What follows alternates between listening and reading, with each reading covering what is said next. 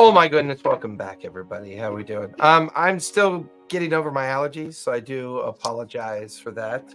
Getting over. That's a lovely sentiment. Think you can get over allergies. Well, they're very limited for me. It hits me for 2 months a year. It's usually, about 30 days between May and June, and then about 30 days between October and November when there's a significant change in the weather. It just hits me like a flipping ton of bricks. Absolutely insane. So, hey, we're back. And we're on the other side of the world. We're no longer in the Shattered Teeth as we find ourselves in Rexingtrum. After, for now, saying goodbye to the Voik on Dragon's Breath Isle, after some successes with working towards the unification of the clans, fulfilling some downtime with the idea of helping them rebuild Fordheim and planning next steps or learning new skills and new things that could possibly aid the team in their discovery or continued research into Mason.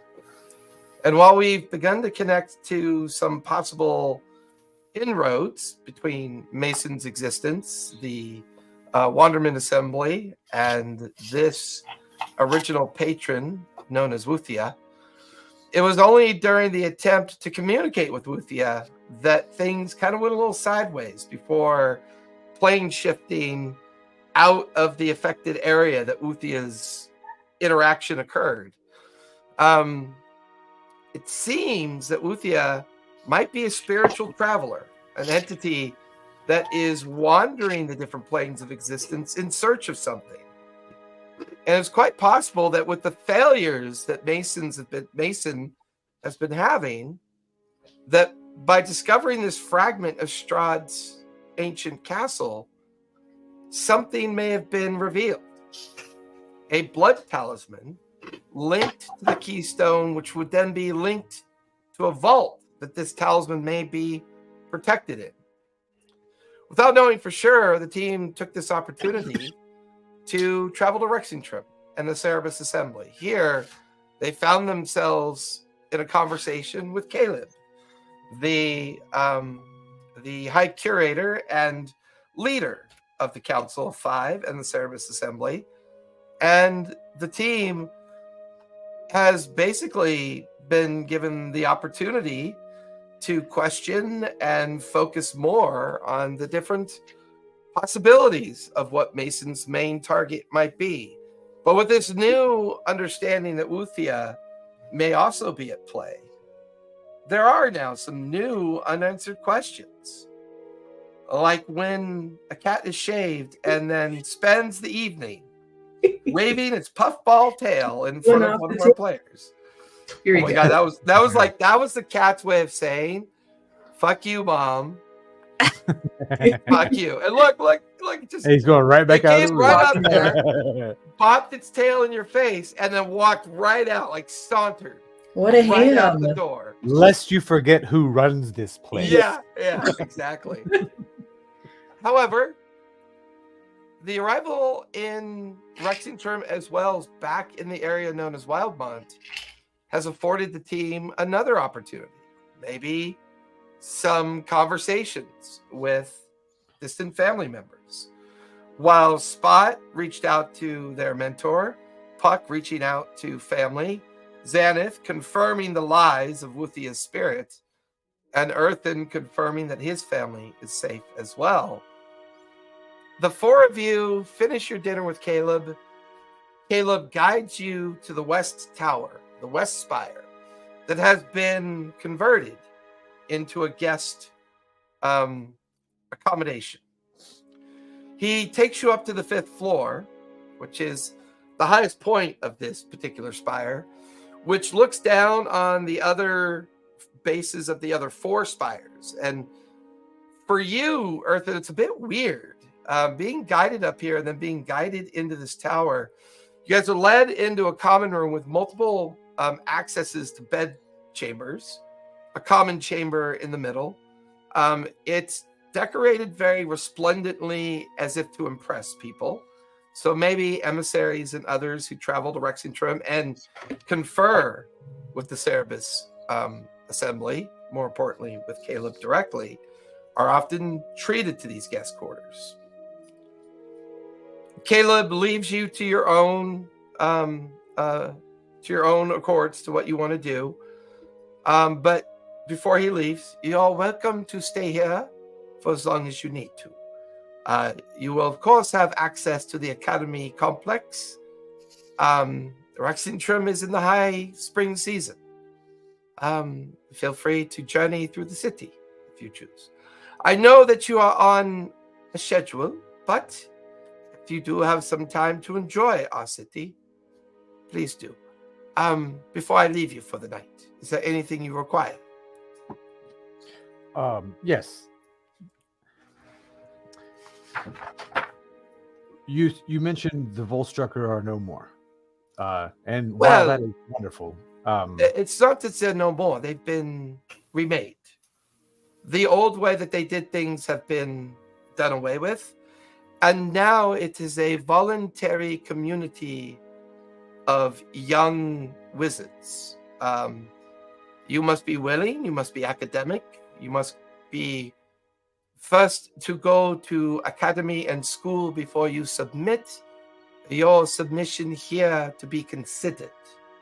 A council led by me, we sit and meet with the prospective students, and then based on the meeting very stringent requirements, they are allowed to join the academy for purposes of teaching them how to do magic.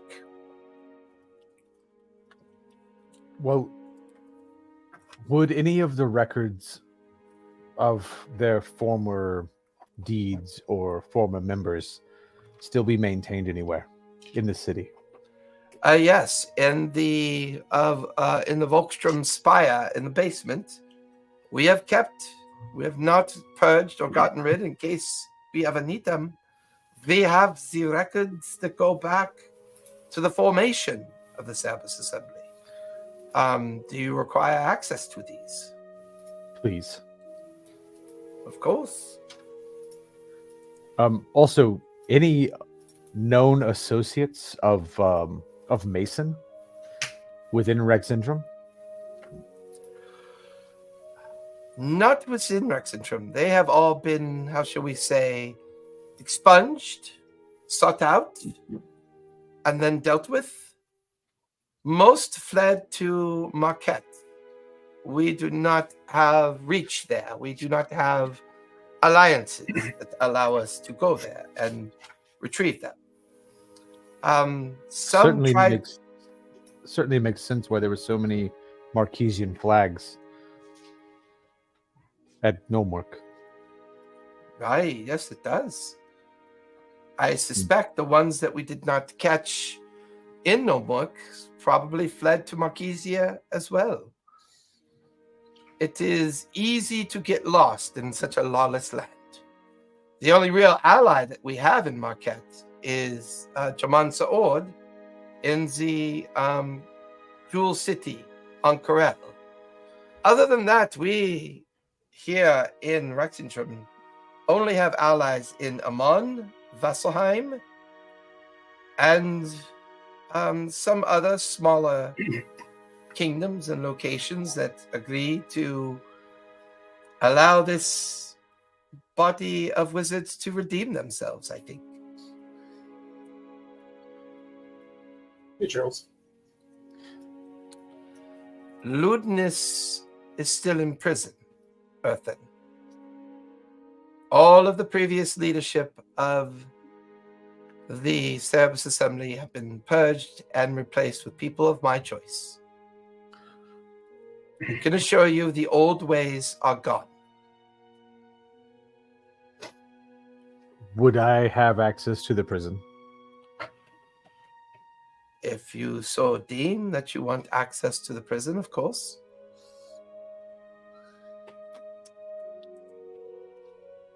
It's not that I don't trust you, but I would also like to see it with my own eyes. Of course. This I understand. certainly has changed. Nothing like I remember it.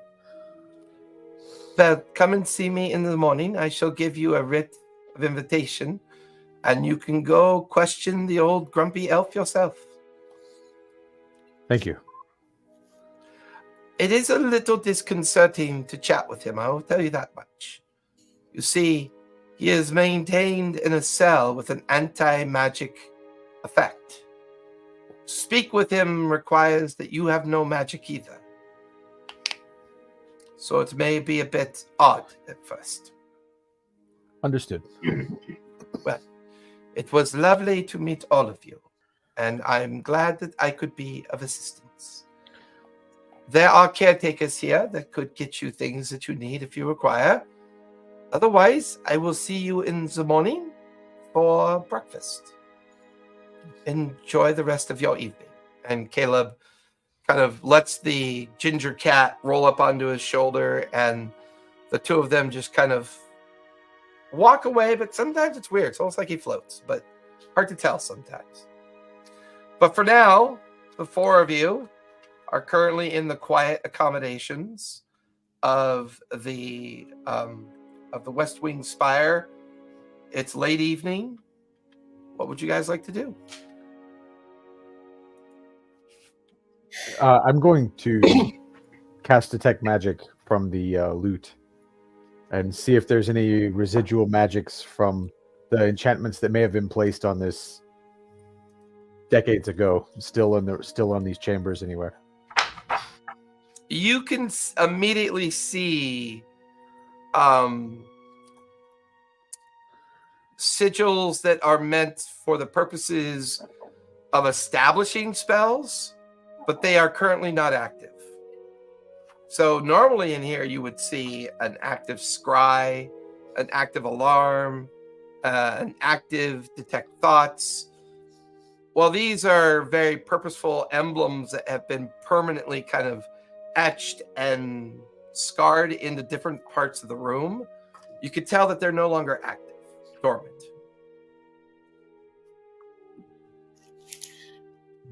I'll relay that. Go ahead. Yeah. Sorry, Puck. Oh, no, I was just gonna ask, how are you feeling about all this? It's weird. It's really weird.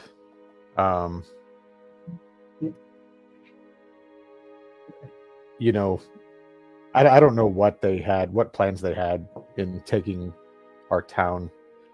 But if anyone knows anything about what Mason might have been up to while he was a part of this group, I mean, it appears we all know Mason is a lot older than this. But Lewdness may have some answers for us. Given that the people we encountered on the whale from Drusar, also Sabella specifically mentioned it was a shame that they were keeping him locked away as he is. So to have the chance to perhaps find what he knows or suss out what he may know. And also just to see that he's there. It's just weird being back in here. It doesn't look like it looked when I was here before. At all. How can we help you navigate this situation? What do you need us to do?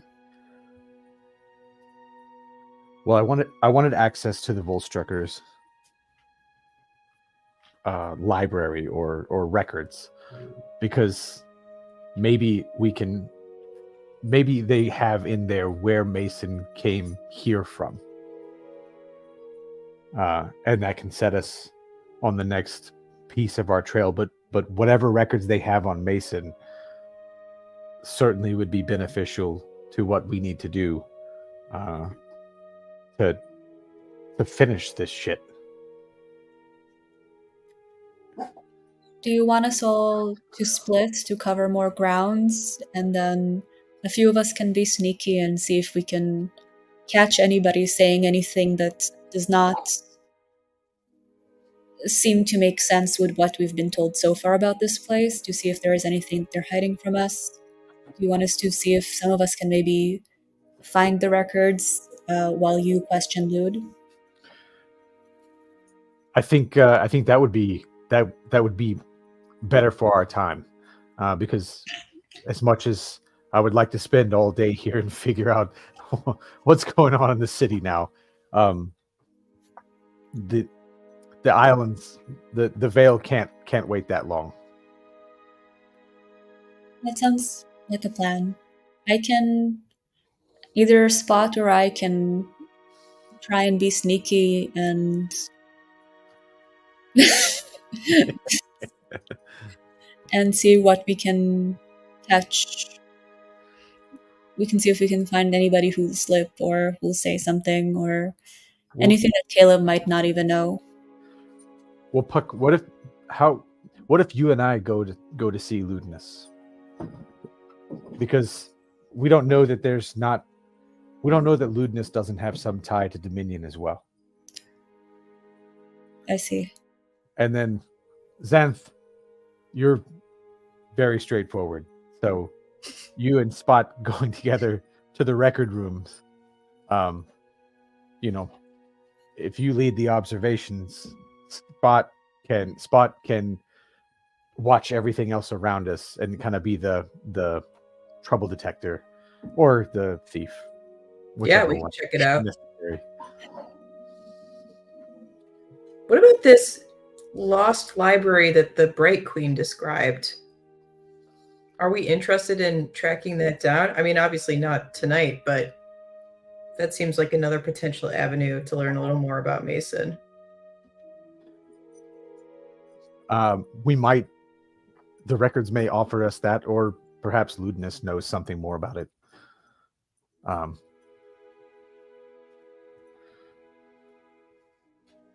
Do we want to rest first before we go? Oh, I don't know when Ludinus is available. Or well, tonight. Caleb said he would grant the writ tomorrow morning. So Okay. I think at breakfast tomorrow we can get the writ and we can go from there. Okay. Yeah. For what it's worth, like I said, these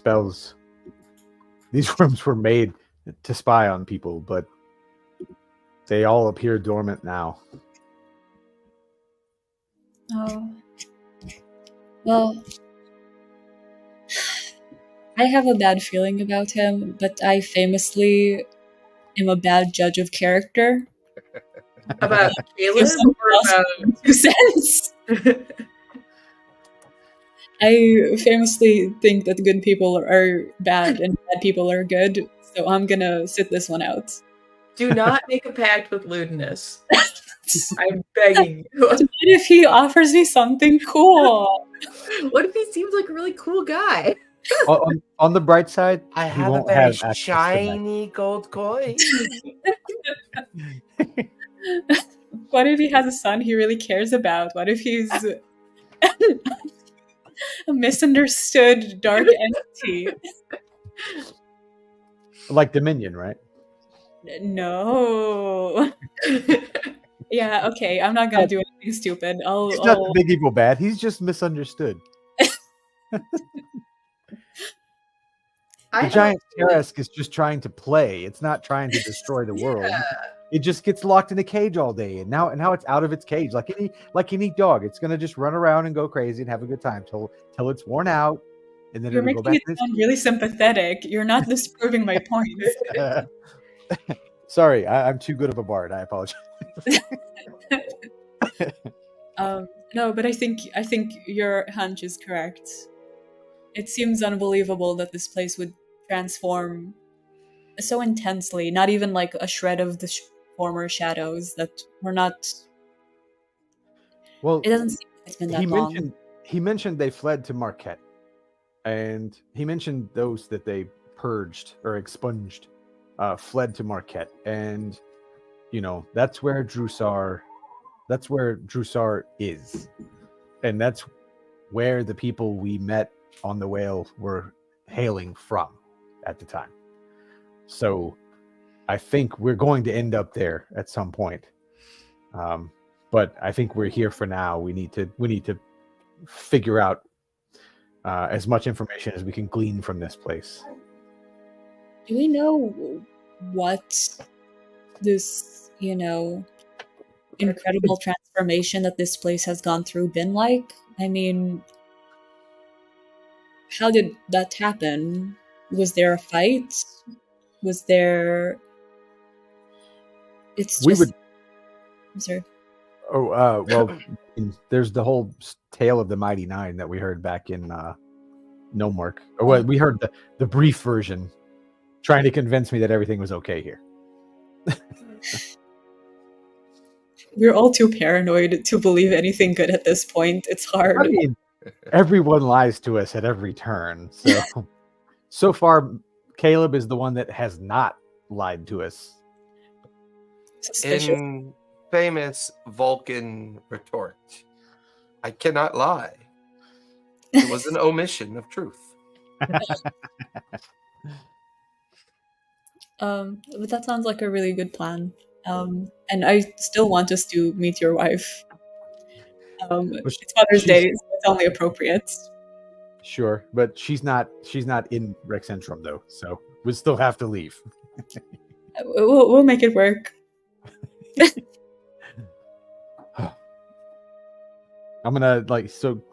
gonna walk over and just kind of look out the window at what Rex Centrum looks like now.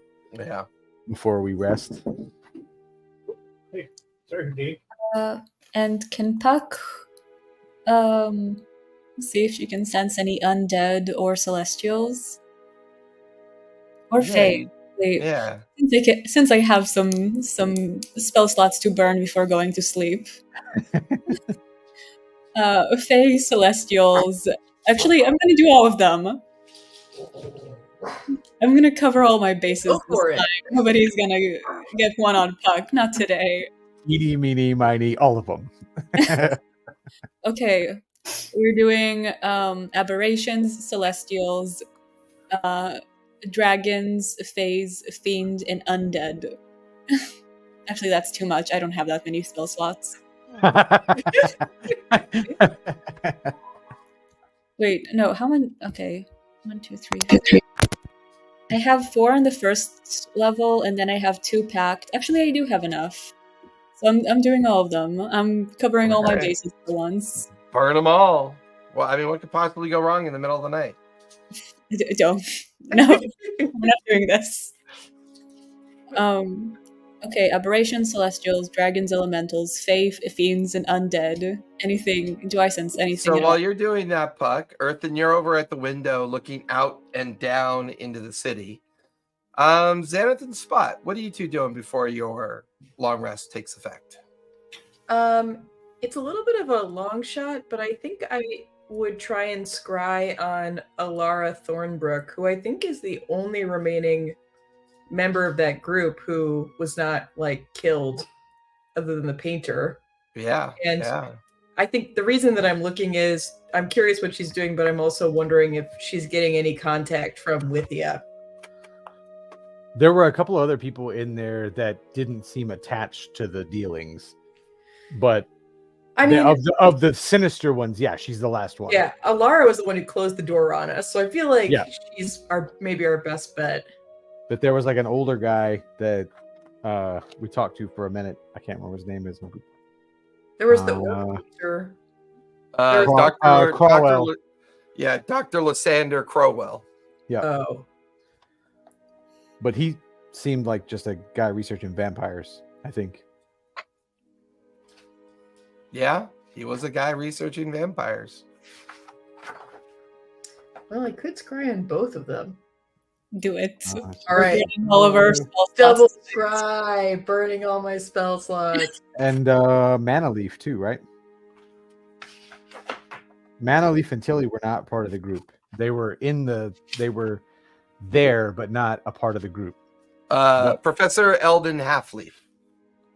Or Okay, half leaf. Yeah, sorry. So Eldon, I literally wrote it half leaf, like one half and No. leaf, just to make Oh, it that's easy. funny. For the record, I still don't trust Tilly, which might make her trustworthy. is Tilly with us? No, she's still. We left her. Tilly behind. Yeah, she All right. was enjoying the botany activity of gathering up rare flora and fauna of the island, because with the piece that you brought to the Dragon's Breath Isle, she could actually get on with her original intent of traveling to the Shattered Isles. She's speaking against us as we speak. I will scry on Alara and I'll scry on Tilly.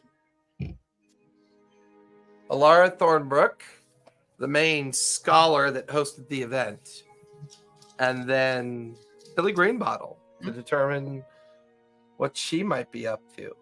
Are you using any devices or items that that would be beyond your normal familiarity with them? I don't think that I have anything of Alara's. I know you've got some stuff from Greenbottle because she gave you potions. Yeah, Green Bottle, I'll take like a potion or something that she's given us. So I think for Green Bottle, I'm familiar with her and I have a possession of hers. So I think she has a -9 to her save. Okay. And for Alara, I think it's just 0. I think it's just a flat save. Do you have anything from the Magic Mansion still left in your possession? You have the staff. I mean, it was Sabella's staff, but it was from from the Magic Mansion. You know, we pulled some stuff out of the library, right? Like, yep, books. Yeah, I can use a book out of the library. So you have some familiarity, and you also have an object that would link you to her. Oh, as well. Her ring. We have her ring here. Oh yeah, I'll use her ring. So that's a possession or guardian. Spot stole everybody's ring. So that's a -9, correct? So for Tilly, it's -9. For Alara, I think it's -4. Okay.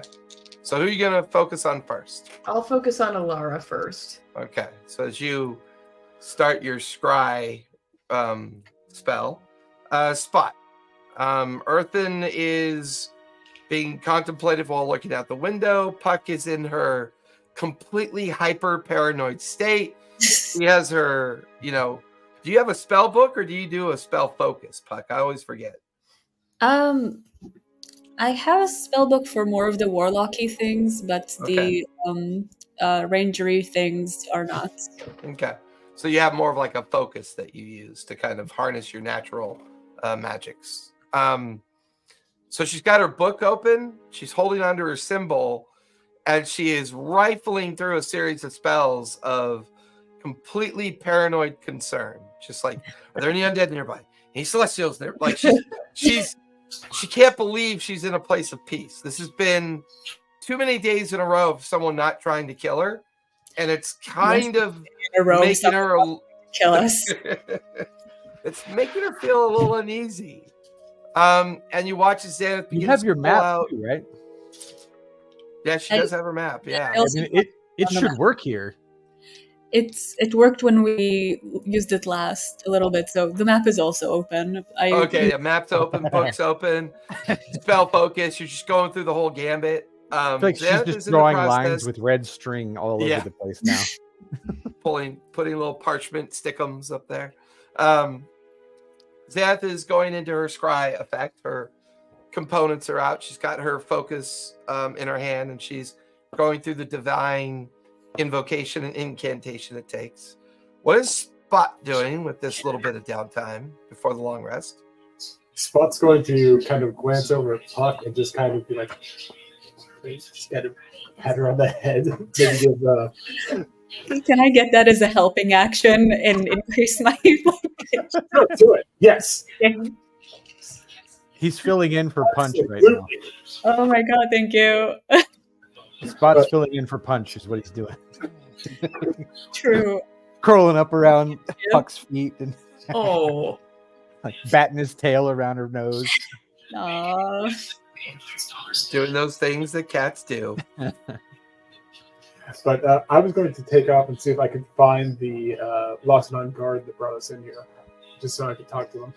Okay. You open the door and leave everyone behind to go seek out the Luxodon. Did we ever get a name of the Luxodon? I don't believe we did, or if we did, I didn't catch it. Okay. Nope. Cigarette stuff. Hang on. Did I write anything down?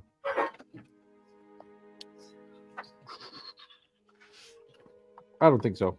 Okay. I didn't think so either. I just want to make sure. Sometimes my notes get a little wonky at the end of a night.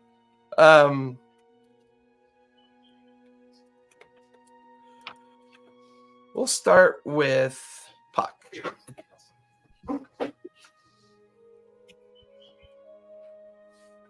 Puck, as you go through your routine of caution, even though your Warlock book is out, you haven't really felt its call for a very long time. Not since you kind of resisted that final agreement of the pact. But your Warlock nature allows your magic to still kind of exist. Almost like your magic is still slightly tethered to the influence of the pact, but the requirements of fealty and loyalty to the actual patron has been fading over time. But the abilities are still there. They're just not as powerful as you'd like them to be. But you begin to focus on these concerns you have. You didn't make it this far by being not paranoid. Being cautious has saved you multiple times, and the trauma of that near-death experience with Devon and the Martinet so far ago on Gnomeworks has never really left your mind. But as you go through each one of these concerns, you invoke a spell for each of these concerns. There is a fey creature curled up in the high rafters of your room that you guys are in. You can sense it, but it's familiar to you. It's Caleb's cat. It's up in the shadows, invisible. Its Cheshire form, visible in your mind. You could hear its gentle purr as you touch its existence, its fey-like existence. Why do you always seem so worrisome, little half-folk? Why can't you just sleep and be at rest? You hear the purr of its voice in your head. I'll rest in my grave. Hey, don't wish that again. Caleb seemed to think you were the darker of the three. Your mind seemed much. You seem to fear failure more than death, I think. And you are not telling us everything. That's because I do not know everything. I am a cat. What is it that a cat knows but loyalty, fealty, soft scrunches of the nose, a connection with worlds? I mean, when you say everything, what should a cat know, do you think? A cat is a curious creature. It sees beneath things. It sees around things. This place, it is perfect in a way that we haven't seen before. That is suspicious to us. So, what you're saying is that normal is frightening. To not be under threat of death is dangerous to you? Sudden transformations tend to come with a price. We have seen some things, but we have not seen the dirt yet, and I will not feel comfortable until we see a bit more of that. It jumps down from the rafters to curl up invisible in your lap. The telepathic conversation continues. Its translucent form, you could barely see the shimmer of its invisibility because you could sense its presence. Its tail curled around its legs while it sits in your lap, staring up at you with invisible green eyes. You remember those green eyes from before, and why have you not believed yourself to have paid the price already? Perhaps the price has been paid. I believe we have all collectively paid some price. I also believe that whatever good this place has accomplished in a short amount of time cannot be taken for granted. You are a cat, so you know that things have many ways of existing and of being seen. We have seen one thing, we want to see more. Until we don't see more, we will not be fully rested. We don't all have 9 lives. I do not have 9 lives. I have infinite lives. Very creepy. Have you never been to the Fae? We have been briefly. It was unpleasant. No. Unpleasant. Why unpleasant? What happened? Well, people aged backwards. It was a whole thing. People age backwards. What? Oh, now I'm intrigued. You've seen definitely more than me. I don't know. The nice thing about information is that it goes both ways. Well, only if it's useful. Or if it's curious. Curiosity's not useful. Curiosity kills people. Wow. These cats. Wow. Kind of begins to fall asleep in your lap. You can hear its gentle purr as it just curls up in your lap. Puck, give me a wisdom save, if you would, please. No.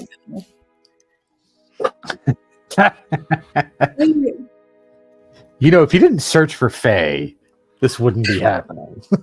Yeah, this is 8. 8. The rest of you watch as Puck is absent-mindedly, like, just kind of shifting left and right, and suddenly just kind of yawns very loudly. She pulls a pillow off a nearby sitting chair, places it on the ground, and in a semi-sitting, half-fetal position, she just kind of slowly leans down and presses her head into the pillow and falls asleep. To the left of where she sleeps, an impression in the pillow as if something is curled up alongside her. That's so cute. All right. I ask how many spell slots did I use just to be on the safe side? We'll just say 2. Okay, Yeah. thanks. Because once you made contact with Caleb's cat, it was kind of a...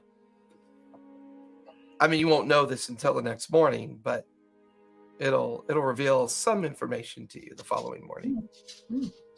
Spot, you drift off the landing, down the stairs. Purposely being quiet for you is like taking a drink of water. I mean, you frighten like 2 of the caretakers I had no idea you were coming down the stairs. Oh, my. Oh, sorry. You're so quiet. Excuse us. And like the two caretakers go by to go deliver linens to another room. One of the caretakers you nearly bowl over. It's like, I thought you and your friends were in your room. Is there something you're looking for, Tabaxi? Well, there was a Loxodon guard who showed us to our meeting chamber. I would like to speak with him if I might. Yes. He is downstairs in chapel, I believe. He normally does his evening prayers to the Wild Mother. If you go down into the entry chamber and take a slight left, there is a secular communal space there. Anyone staying within the halls are free to pray to whoever they choose to. Do you require atonement before you'll sleep, monk? No. I just noticed some markings on his garb. I think he may not personally know someone I'd like to get back in contact with, but he just seemed an interesting person that I'd want to talk to. I'm not a devotee of the Wild Mother myself per se, but she's cool. I wanted to pick his brain a little bit, not literally, just gotta protect my claws. A simple yes or no would have sufficed, but of course. You've not met many Tabaxi, have you? No, I've not, and now I know why. Good evening, and just kind of keeps walking. You head down the flight of stairs into the kind of confusing hallways of the halls that make up like the arteries of this place, until you find yourself back into the massive entry chamber. And then you find the little alcove that whisks off to the left, and it takes you down a few steps, not many, and you can hear the quiet kind of contemplation of a voice. And you stand there at the entrance, looking into a very simple 200 square foot room of masonry, stone and wood. There's a very simple neutral altar at the front. There's 9 emblems of the 9 prime deities kind of hung across the front of the wall. There's places for offerings and burning of incense. And you see the Loxodon kneeling and at prayer. And before long, like within moments of arrival, you hear a voice, a familiar voice. Is there something I can do for you, young Tabaxi? I just happened to notice some markings on your tunic. I think we serve a similar deity. I'm a devotee of one of the Wild Mother's children.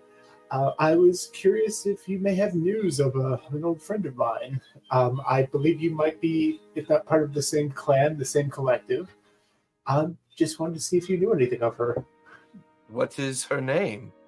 Her name was Yelijan. She'd be about 450 right now. I know she was kind of wandering for the last, I'm going to guess, century, but she touched my life, and I hadn't thought of her until I saw your garb.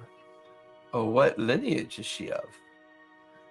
I honestly don't know. We only encountered each other a few times. Is she Tabaxi as well? She's a Loxodon. She's a Loxodon. Yes. Yelijan. Yes. It is a Loxodon name, but it's not one I have heard of. It's worth a shot. Well, of course, She'd be pretty distinctive. Broken tusk, monk dedicated to Yon.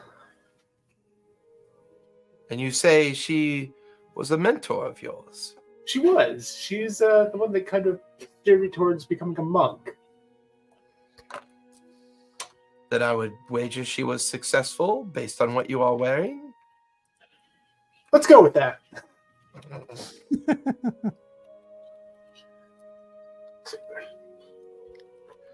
I'm much more of a monk now than I was when we first met, but again, I hadn't really thought of her until I saw your garb and noticed some similarities there. How long ago was it you last spoke with her? Maybe 5 years.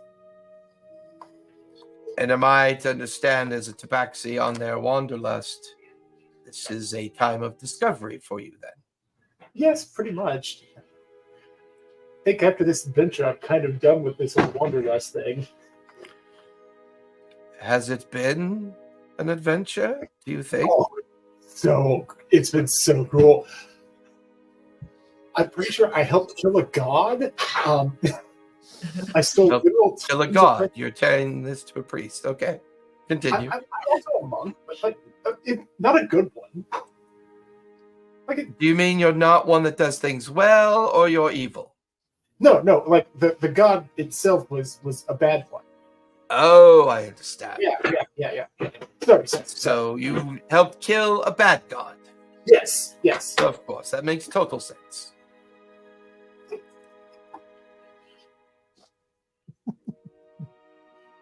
Okay.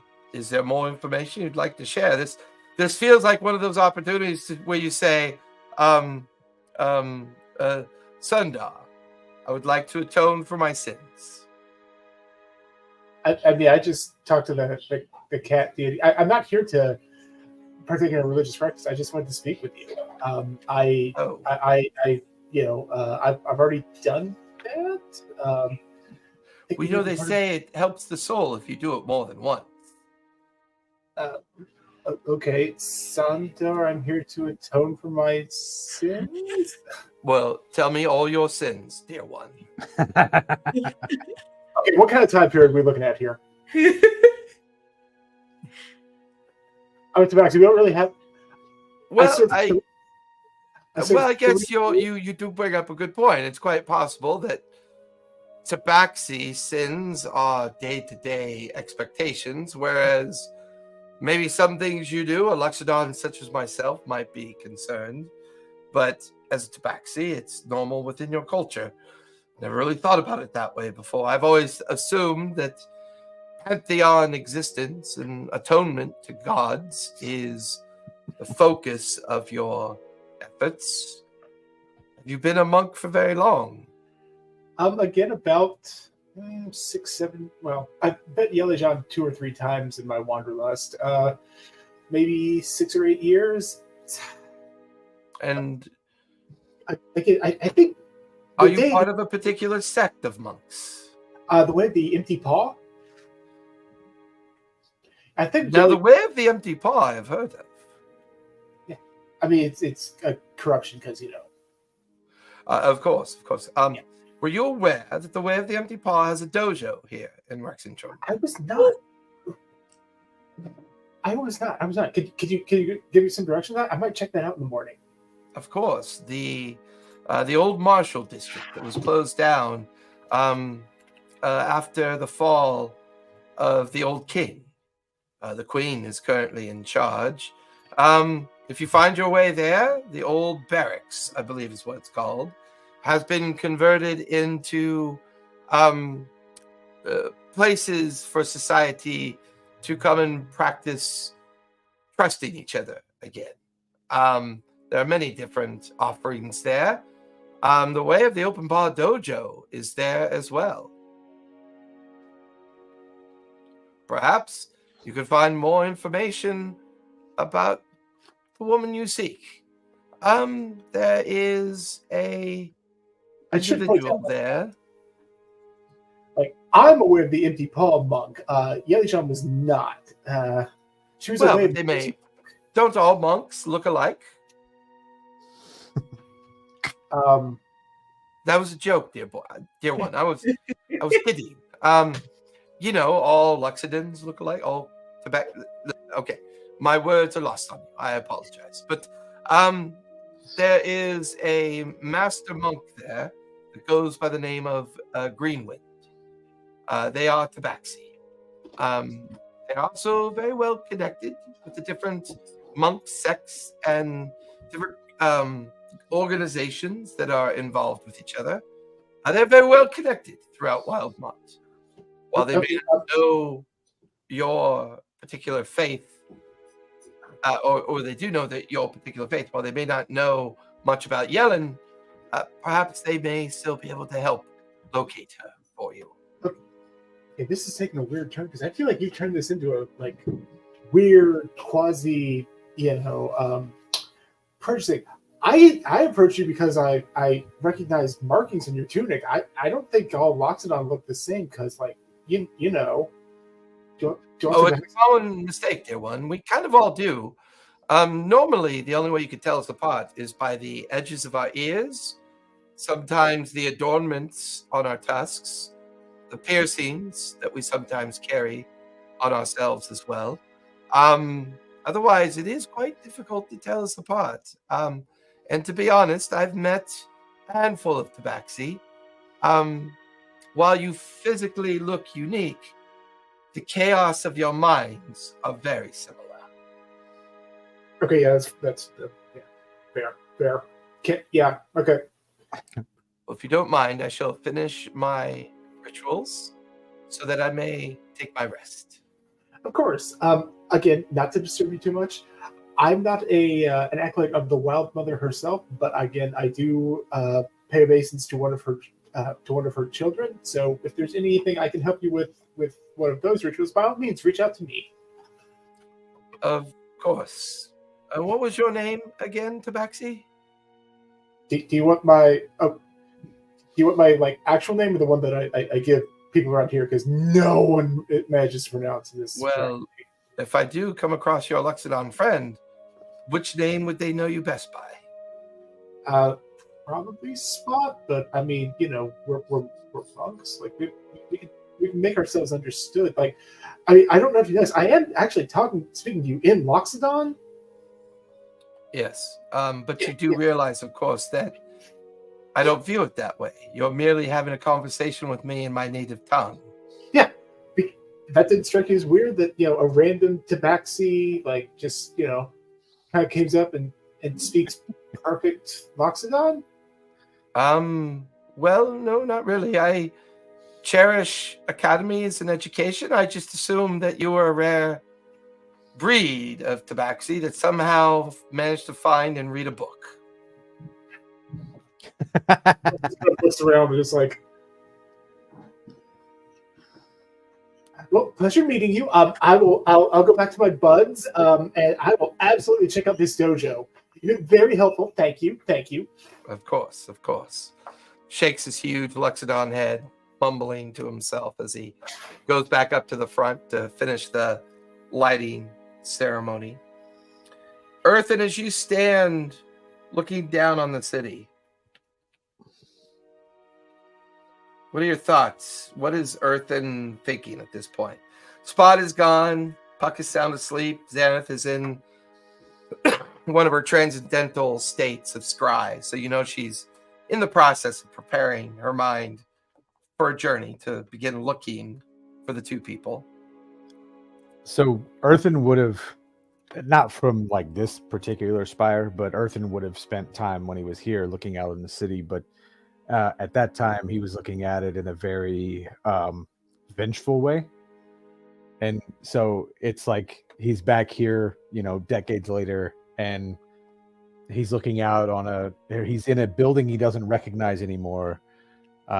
And I imagine he's looking out on a city that he doesn't really recognize anymore. The main points of interest are still there, but as everything that Caleb and has said being true, he sees a totally different city than when he was escaping in the middle of the night the last time. Give me a perception check with advantage as you look down on the city. That's a 25. 25. Seeing some of the old haunting grounds, seeing the familiar buildings and structures, while the skin of the city seems to have changed, the bones of the city have yet to convince you otherwise. Ludinus is a player of the long game. He has rose and fallen from power throughout his life. His manipulation and his ability to achieve what he achieved up until his interaction with the Mighty Nine, which caused him to fall from favor yet again, which caused the king Dwindle to fall from favor of the people, and the sudden realization that a missing family member had given birth to a daughter and afforded the transition of power from king to queen. And with the Mighty Nine's new sense of purpose and Caleb's sense of purpose, for the last 2 or 3 years, this place has been quite calm and in transition. But it's hard to trust what you remember versus what you can't see. If Alunus is in prison, and he's been in prison for a long time, there must be a reason for it. Yes, babe. He's a powerful enough wizard.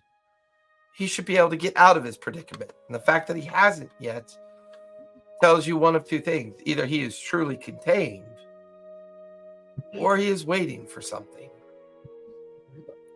To be an elf, patience is secondary to breathing.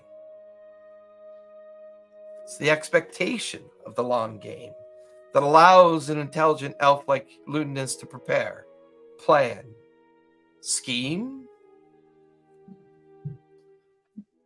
But when things change as much as they have here, the bones will begin to change as well. You sense a trust in Caleb,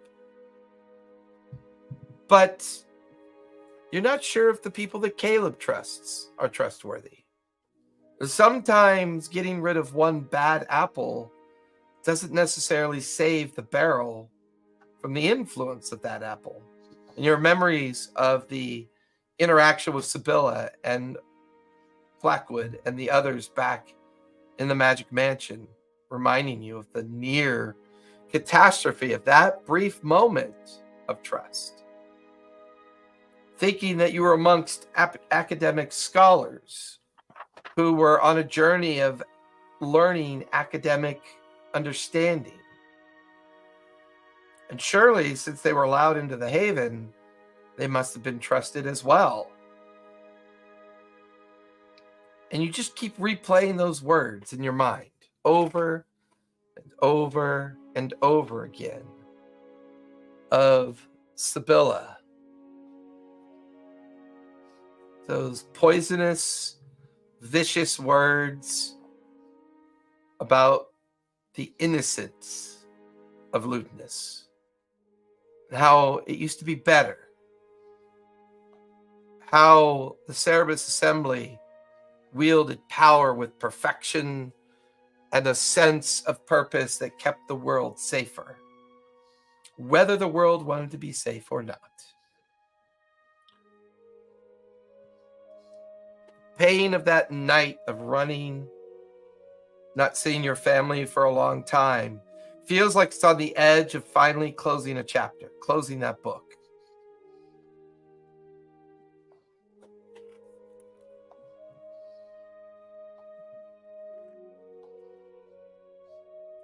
Xanath, who do you want to be your first target tonight? I will scry on Alara first. Okay. So she has to make a wisdom save of 28. Which she did not make that. Yes.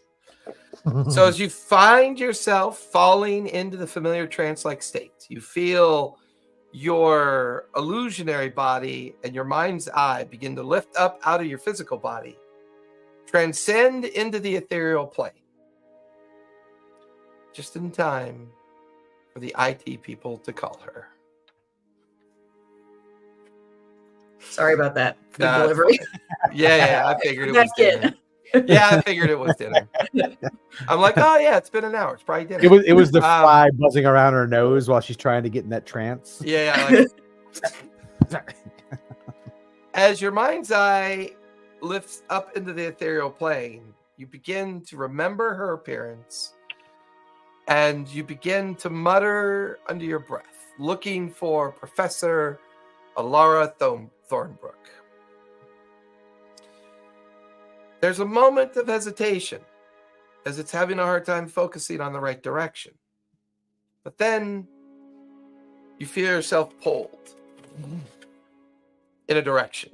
You feel yourself move so fast that when you stop, it's a bit of that queasy sensation. And your mind's eye sits over a familiar island. As your mind's eye begins to circle this familiar island, you recognize it as the Pebble's Throw. As it journeys down towards the Pebble's Throw, it doesn't go towards the fractured remains of Strahd's fortress. Instead, it goes to a small little coastal eddy of a beach. It drifts down to this beach and into an open cavern. And this little kind of cave-like entrance, there sits Alara. She is wearing her academic vestments. She sits on a rock by a fire, writing in a journal. You can see her traveling equipment alongside her backpack. You can see that she's set up a little blanket on a flat rock with items and tokens that are set on the rock. You see a mirror on her lap. You immediately recognize what she's about to do. Being an arcane practitioner that she is, and seeing the mirror, you realize that she is currently ritually casting Scry. And some of the tokens that you see out on the flat stone are familiar tokens. A coin that must have come from Spot. A small remnant of equipment that Puck once had. A familiar item that you once possessed. And then a familiar item that Earthen once possessed. And you realize she's about to scry on your group. And then you hear a voice in the darkness of the cave. Well, are you ready yet? I don't have all day. You watch as Mason comes walking out of the darkness of the cave. He is beautiful. His skin no longer showing signs of wear. Blemishes of age are long gone. It's his limp no longer there. His leg that he used to use through manipulation of power gems and steam kind of articulation, gone. His eye regrown, normal yet again. Skin so white it's transparent to the point where you could see the blood vessels that crawl along the exposed edges of the skin. Skin so tight it's like crepe paper. You could see the underneath of the interior of his form, edges of bone, muscle, tissue. And then as he smiles down at Alara, you see the pointed fangs of someone that has become a full-blood vampire. But it's always that voice, that sadistic, mean voice of a person that will never really change who they are on the inside, regardless of how they look on the outside. You have some time with the scry, so it lingers, and you notice that Alara curses. Damn you, Mason. I was in the middle of my... Now I've got to start over. And you watch as she resets everything. And he goes, with a smile on his face, I'm sorry. I figured you were better at concentration. As soon as you know exactly where they are, you'll let me know. Yes, that was the deal. That was the bargain. What about your scaly friend? Or have you sent him? Oh, no need to worry about him any longer. I've sent him someplace proper to keep him busy. A wayward town that needs a visit. Stir the pot, so to speak. His fangs slice out. You can hear them click as they grind through his teeth. Anyways, back to it, don't you think? Find them. Don't let them know that you're looking. If they see you, I will kill you. Do you understand? Yes, I understand. You watch as Mason walks out to the darkened edge of the cave, places his hand out in the cloudy sky of sunlight, like sizzles slightly across his arm, and he pulls it back in. It's the only drawback to this. Oh well, I've got plenty of it left. You watch as he pulls out a small vial of a silver liquid, begins to rub it on the exposed areas of his skin, and he steps out into the light with barely a hint of steam kind of exposing off his protected skin. And he looks back at Alara, Professor Thornbrook. They will never see this coming, will they? He just kind of turns into a small wisp of smoke that kind of alters back and forth and travels off. And now you hear the professor begin to mutter to herself. What have I done? What have I done? I should have just stayed. I should have just stayed. No. There's truth in this. We can do this. Okay. Back to the ritual of casting. Okay. She sits with the mirror, and as she gets about halfway through her ritual cast, your scry fades. I'm gonna cast sending right away to Alara and say, "You're making a mistake, Alara. Orondio." There's a hesitation. Zenith? Your powers have grown. I'm afraid I may not have a choice. And damn it, I have to redo the ritual fucking again. God. And she's like cussing to herself by the 25th word when it cuts off.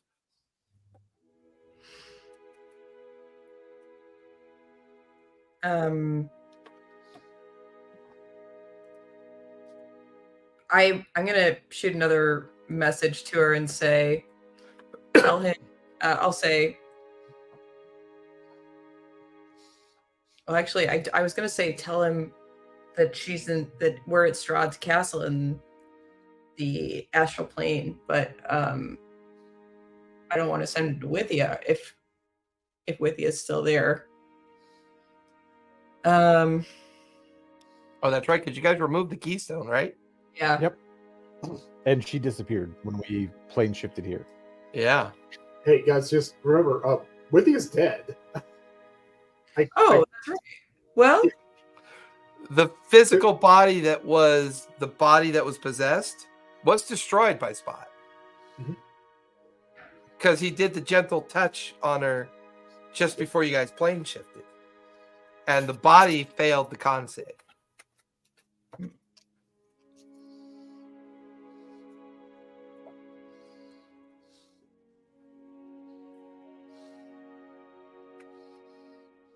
I'll message her back and say, tell him that you can't find us. Tell him you need another day. There's another brief hesitation, but then you hear her voice. What's in it for me? This bargain I made with him was to save my life. The only way this works for me is if you can kill Mason. If you can't, this doesn't work for me. And it cuts off after 25 words, but then you feel her cast sending on you. Mhm. Look, I didn't know what I was agreeing to. I will give it one more day. I will tell him I was unable to find you. But if he's not dead soon, not much more I can do. And then it cuts off after the 25 words. But you could reply to that. Because she said send to you this time. Yeah. I'm going to reply and say, we want Mason dead. I think you know that. Give us until tomorrow. And we'll help you find your way out. You feel the message was received. And you wait about 10, 15 minutes and no notion of scry occurs. Okay. Your natural resistance to it would have kicked in because you were expecting it, but no scry occurs. Okay. Oh man, almost feels frivolous to scry on Tilly now, but I'll do a quick scry on Tilly and see what she's up to. Actually, I'll scry on Basilisk instead, because we thought he was dead, but now Mason's saying he's making a visit somewhere.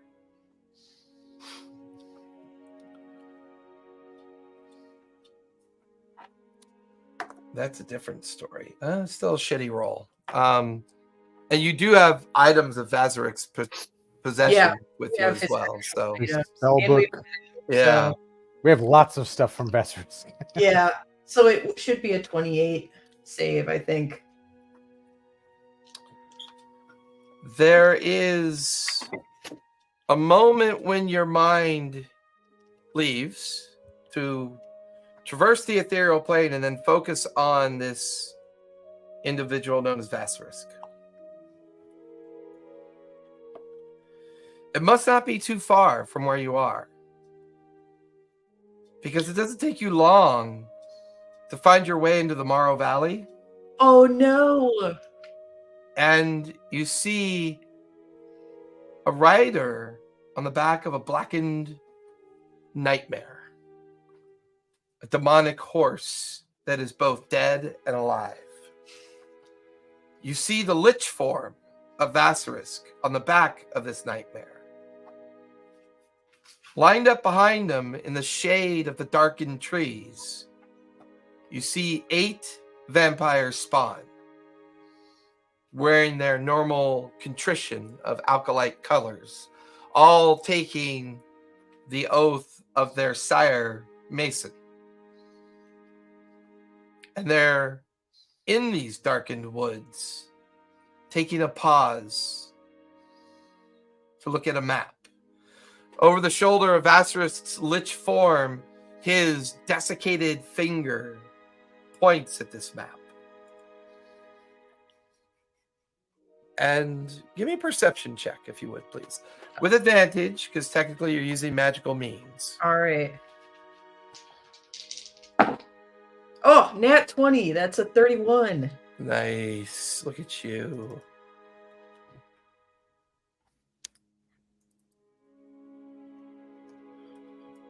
The map shows that their journey began at the Y1 gates, traveled up the road through Trustenwald, and have taken the border region of the Sungreen Forest and are mere maybe a day away from where his finger rests underneath the Truscan Veil. And that name looks familiar to you because that is where the Green Blades are currently hiding Earthen's family. And then your scry. Vasarisk is headed to the Truscan Vale right now. I think they're looking for your family. Shit. How far away? They looked like they're about a day away. I saw like a glimpse of a map, so I don't think that they're immediately there, but they are getting close. Okay.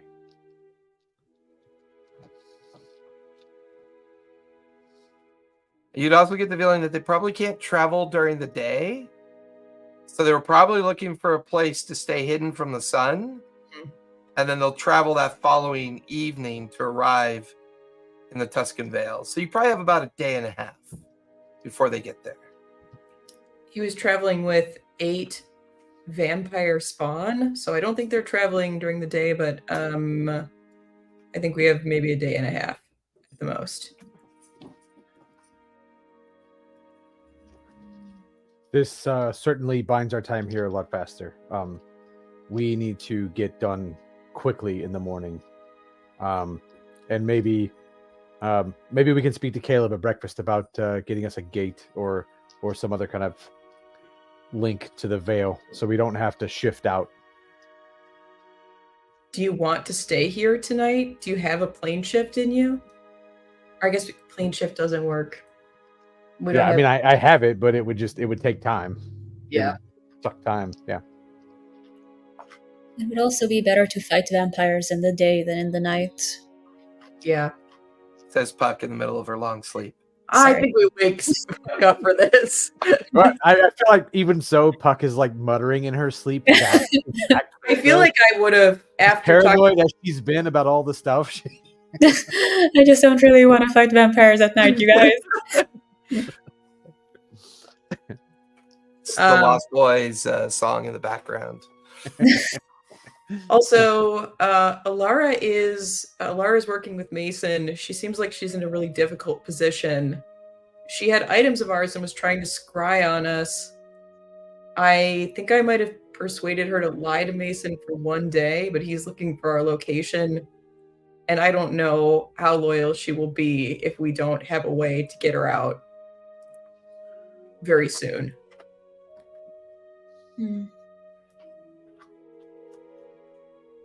Okay. Were you able to glean any more information about the people with Vasarisk, the vampire spawn? Not much. It looks like they were riding mounts. They looked like they had sworn an oath to Mason. That was all the information that I really could glean. I saw that the path that they had taken.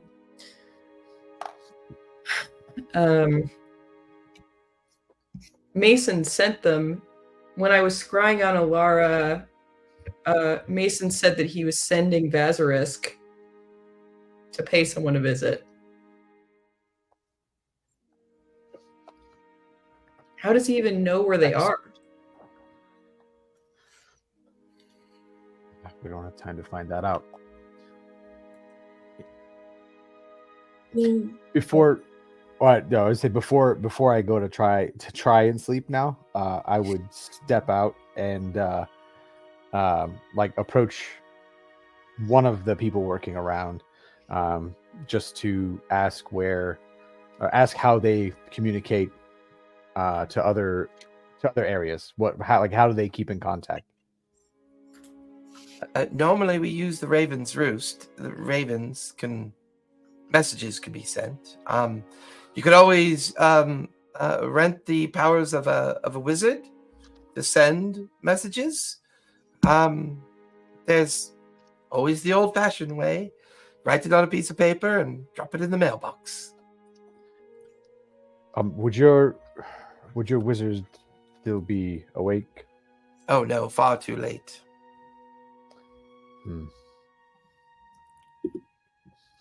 Okay.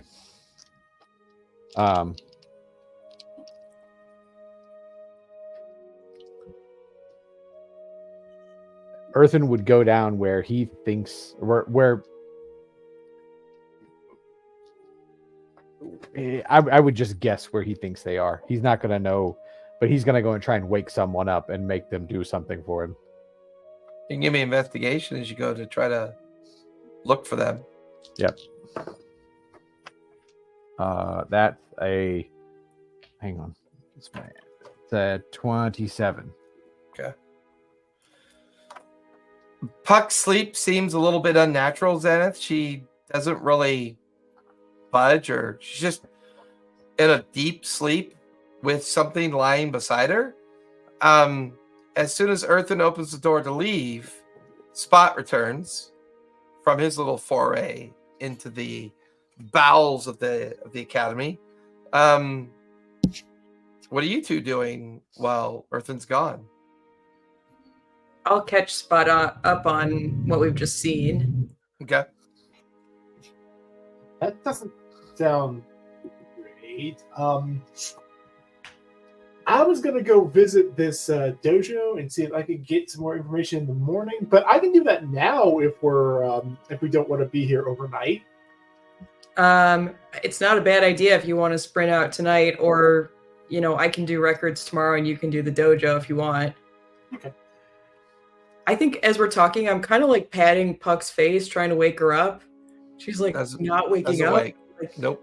What is going on? And I would try and I'd start to get freaked out and I'd hit her with a lesser restoration. Just as you're about to do that, you hear a very soft kind of voice speak from its invisibility alongside Puck. Please don't. She needs to sleep.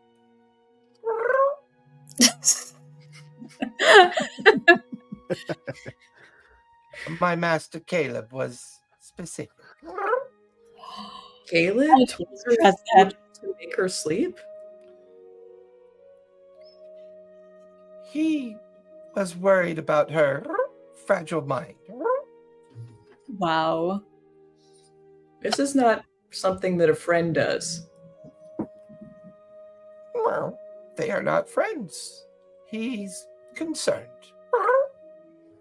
Okay, well, I'm concerned as well, and I'm going to do the lesser restoration. Just as you're about to do that, you hear a gentle knock at the door. It's Caleb. Please, before you do that, let me speak with you. Slap him. Avenge me. What the heck?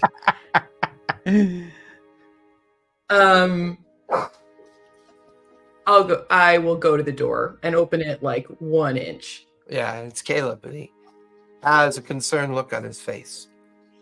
I should have said something before, but there is somebody using your friend's eyes to see. You're talking about Dominion. I don't know what it is. I could not trace its presence. But because I could not reveal what it is, I felt the best I could do was protect her. As long as she's in that magical sleep, her eyes cannot look at you. I have been up all night trying to figure out what this entity, this thing is that looks through her, uses her as a vessel.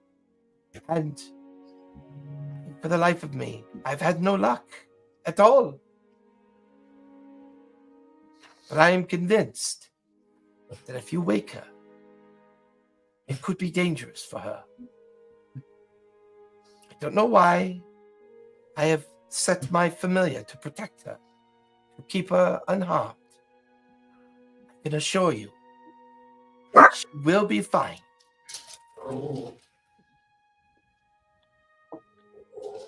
Caleb, my trust has grown extremely fragile over the last several months. These are similar conversations that me and my friends have had in the past as well. I understand what the stress can do to people. But sometimes allies can be found in strange places. Give me the night. Isolate and locate whatever doing this. And if I can, I will withdraw it from her.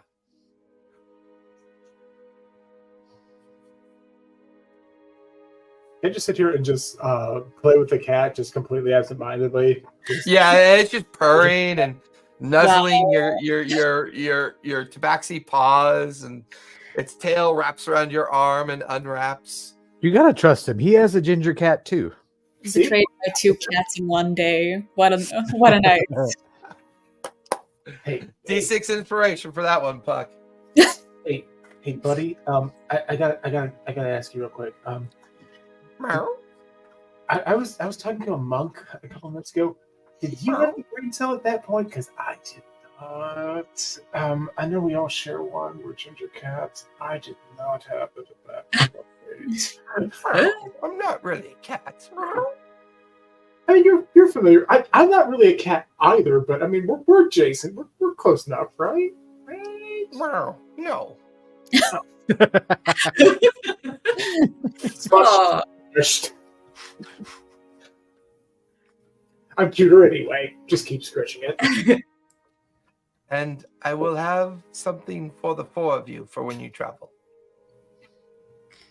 We're going to need to travel very quickly tomorrow. We're going to need a gate. Can you help us? Has something happened since dinner? Yes. Fuck. Scheiße. Well. Then we must do this tonight. He opens up the door, comes into the common room where Puck is lying down on the ground. He snaps his fingers. His red Cheshire cat immediately blossoms into this large translucent dome as he throws up a tiny hut in the middle of the common room. And all of you, the 3 of you, encapsulated in it with Puck's sleeping form. He rolls his sleeves back and he begins to pull out his spell book and he opens it up as he begins to work on a spell. Xanath, give me an Arcana check as you as you listen to the spell he's about to cast. Okay. I'm gonna also use guidance. Woo! Oh, wait, what is that? Okay. Hey, either way, it still got a woo out of you. Yeah, it's You weren't sure what it was, and it got a woo. That's it's a pretty cool. 22. Nice. You recognize that he is casting True Polymorph. Wait, stop. What are you doing? The only way that we can be sure is to try to turn Puck back into what she was before this thing found her. I must know. And he cracks his hands together. Let's take our 5-minute break, and when we come back, we will do What that. Let's go back to being level 5. Is that What she was before.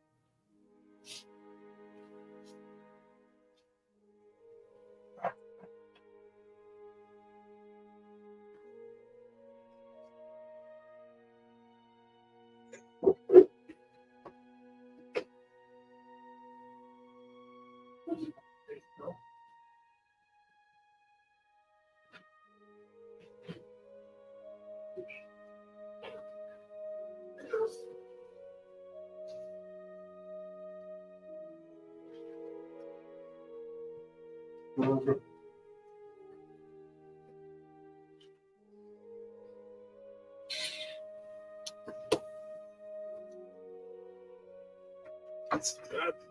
Oh.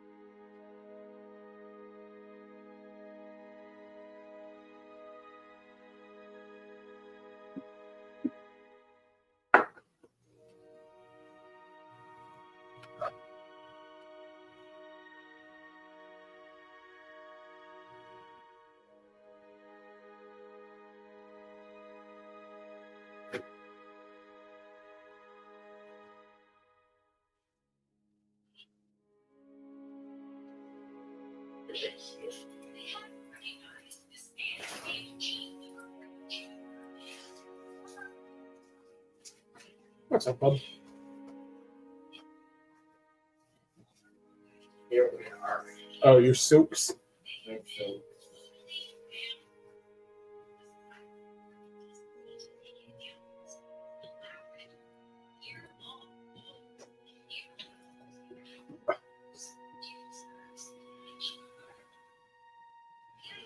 Oh! Excuse me. Oh, that was uncomfortable.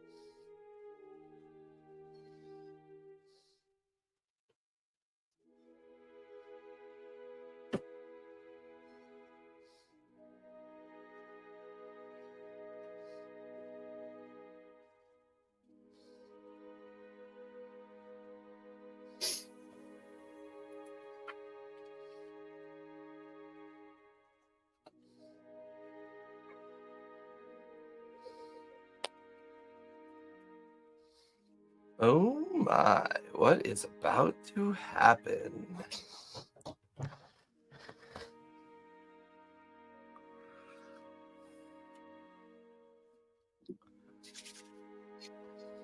I have no idea. Also, sorry, I went to my parents' place for Mother's Day, so everything's a little makeshift. Nice. Your mom's gonna come in and be like, "What are you doing in there?"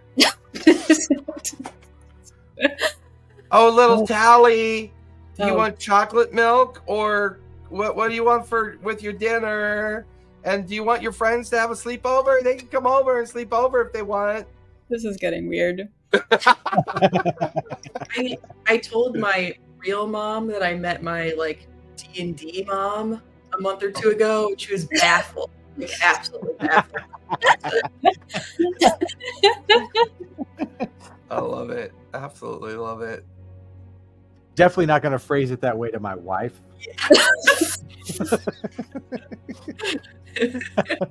Yeah, that could be even weirder. I would concur.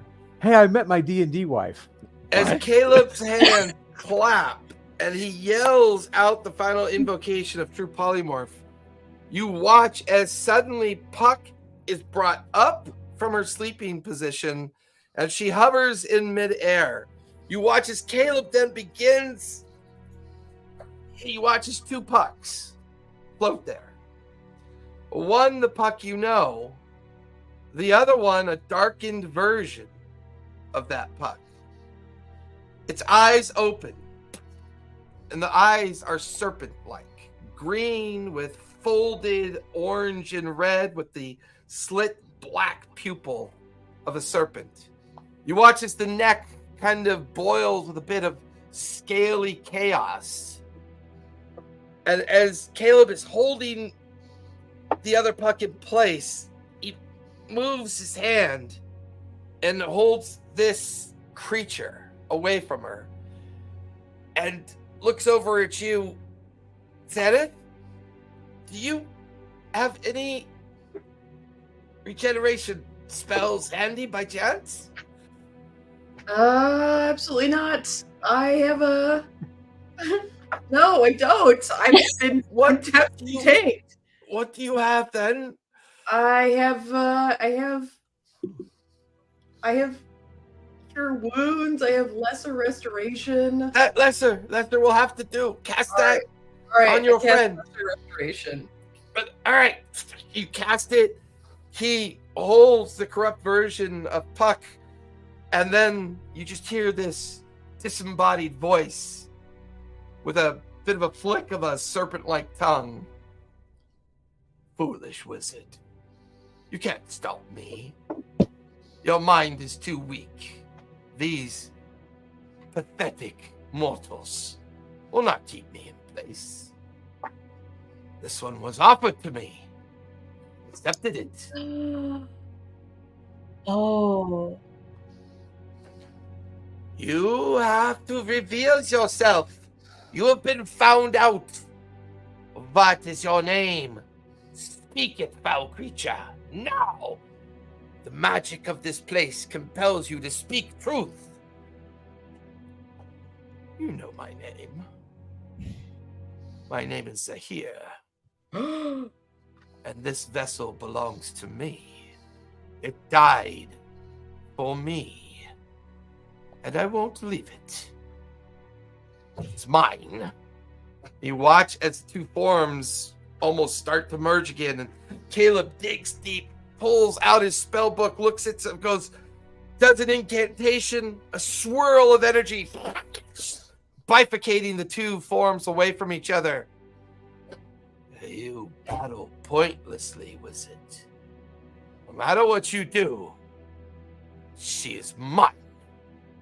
I will keep her.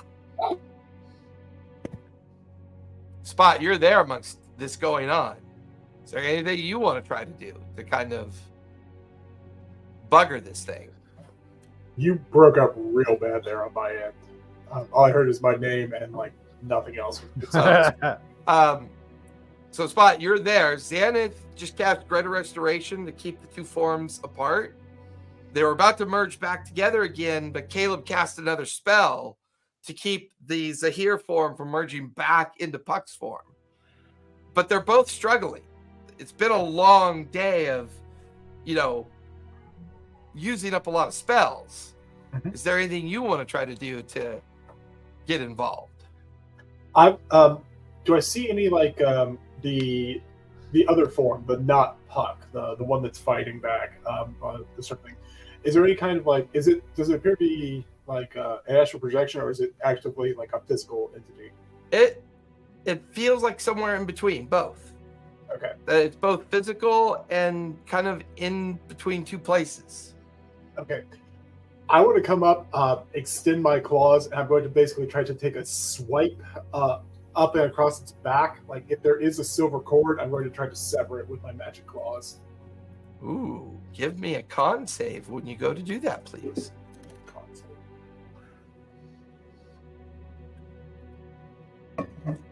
Oh god, that's a critical. Did you get a 1? I got a 1. Ooh. As you go to slice through the idea of this other Puck, it's purple and kind of like eldritch darkened energy swarming around it. Your hand and your claws extend. Xanath, you see Caleb look at Spot with a bit of concern, and you watch as Spot strikes the base of something, and there's this darkened kind of crackle that like reflects back as you watch the dead body of Spot collapse to the ground. Eyes roll back up into his head, his mouth open, and his last breath kind of just gone. Caleb's like, Scheiße, fuck. He's just like cussing, and he's holding. I was thinking a demon or a devil, but for fuck's sakes, there's a fucking god in your friend. What the fuck have you guys been up to? And he's like, he's switched from his Zemian to like perfect traveling English, and he's common. And he's like, oh, we're fucked. Bring your friend back quickly before. Bring him back. Bring them back. Yeah, I will return my Spot. Okay, so I'm back at 1 HP. Yes. Yeah, you're back at 1. You're like coughing up fur balls. You've got patches of fur that are missing. The necrotic energy of the god touch had crackled through your skin down to the bone. It hurts so bad your marrow hurts. Like breathing hurts. And your eyes are open with a very concerned looking Xanath looking down at you. The swirling magic keeping the two Pucks apart. Puck. You are standing in the middle of a familiar cross-section of street. And as you stand there, you see yourself kind of enjoying being outside. But then you watch as a figure suddenly appears behind you. As you recognize this is the moment when Devon had come out of his invisible state and plunged that dagger into you, killing you, and then muttering in his name in your ear, laying your dying body on the ground. Your last side vision is of him running off into an alleyway. As you stand there outside of yourself, within moments you see nearby concerned gnomes come over. You also, within moments, see familiar friends coming as well. And as you feel yourself brought back to the realm of the living, a small little sphere of energy, darkened energy, travels with you. And you travel in at the same time. Well, you feel nothing at this moment. You know a conflict goes on. somebody's trying to help you, but all you're doing is reliving these memories, these flashbacks, the meeting in Nicodranus, the agreement, the travel on the sea, the journey, the Raptor Island, saying goodbye to winter, traveling into the volcano, traveling into the Lucidian Sea, the rift, the journey of the rift, the travel to a strange place called Waterdeep, in another world, in another place. The journey to the Shattered Isles, the fight with the dragon, all the different fights that you've had since you've journeyed with your friends. And you stand there feeling this kind of tug of war going on, as if some last little bit of a very, very bad thing is unwinding itself. As you begin to regain consciousness, you could see a near-dead Spot on the ground being aided by Xanath. You could see an exhausted Caleb channeling all of his magic to try to keep you apart.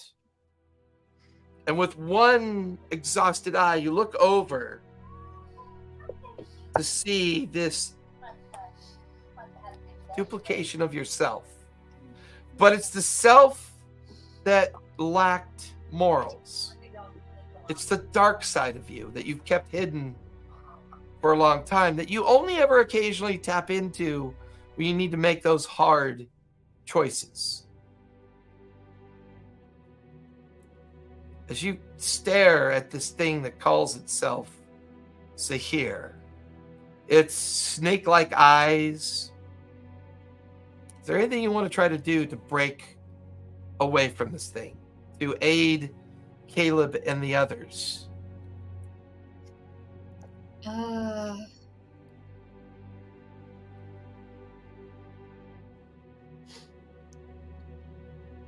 I can do cure wounds. I can do detect thoughts. I can put something. Can I do anything to the other creature? You could try to detect its thoughts, see what its purpose is. I'll do detect thoughts on it. Surface, or do you want to go deep? Let's go deep. Yeah. I rolled double twos. Snake eyes. Right? Just don't roll a 1. Yeah.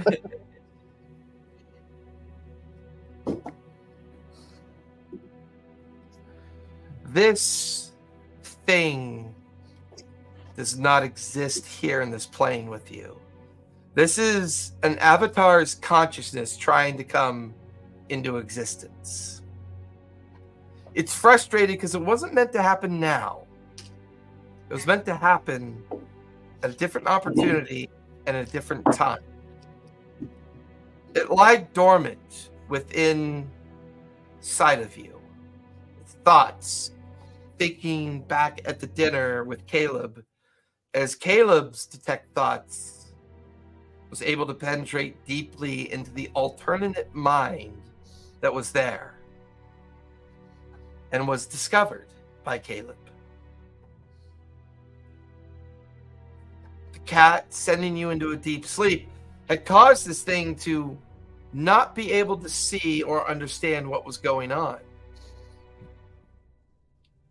Its thoughts are chaotic, jumbled, angry, despair, frustration. Then you begin to realize a part of it is a part of you, and a part of you is a part of it. It must have your memories.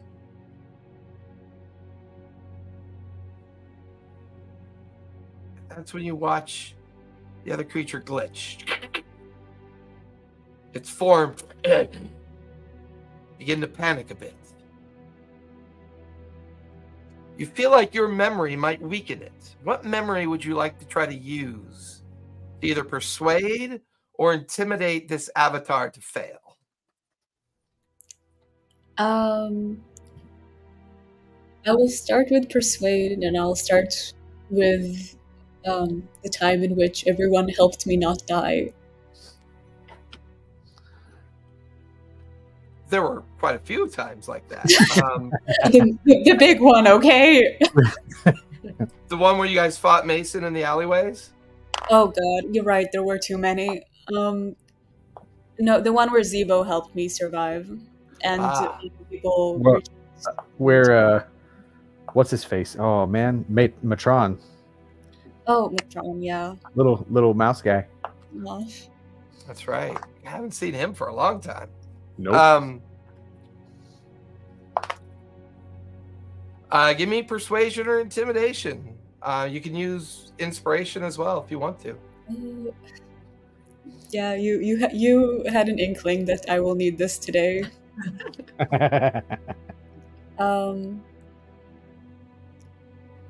Persuasion.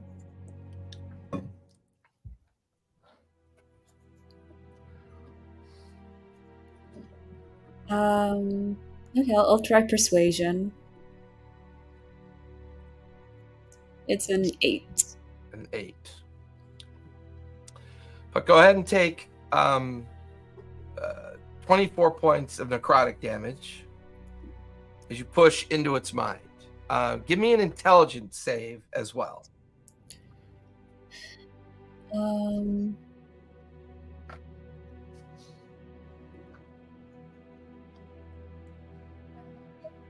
14. If I roll the d6 now, would that make a big difference, or am I? Yes, it would. It would make a huge difference.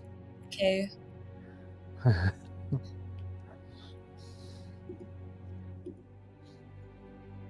Six. So that's gonna be 20. Dirty 20. You feel your mind begin to be racked by the voices of this creature as it tries to tear your mind apart and supplant it with his own memories. But you're resilient. Your friends are here, your memories are clear, and you know they're trying to help you. It feels like this thing needs to be undone. That brief moment in Gnomeworks cannot spell the end of all things for you. Okay. She tries to think of the hill giant and just being incredibly small and powerless. Give me intimidation or persuasion again.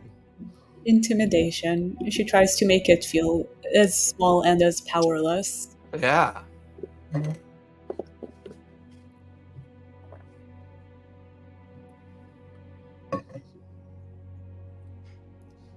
Wow, that's a critical fail. That's a 3.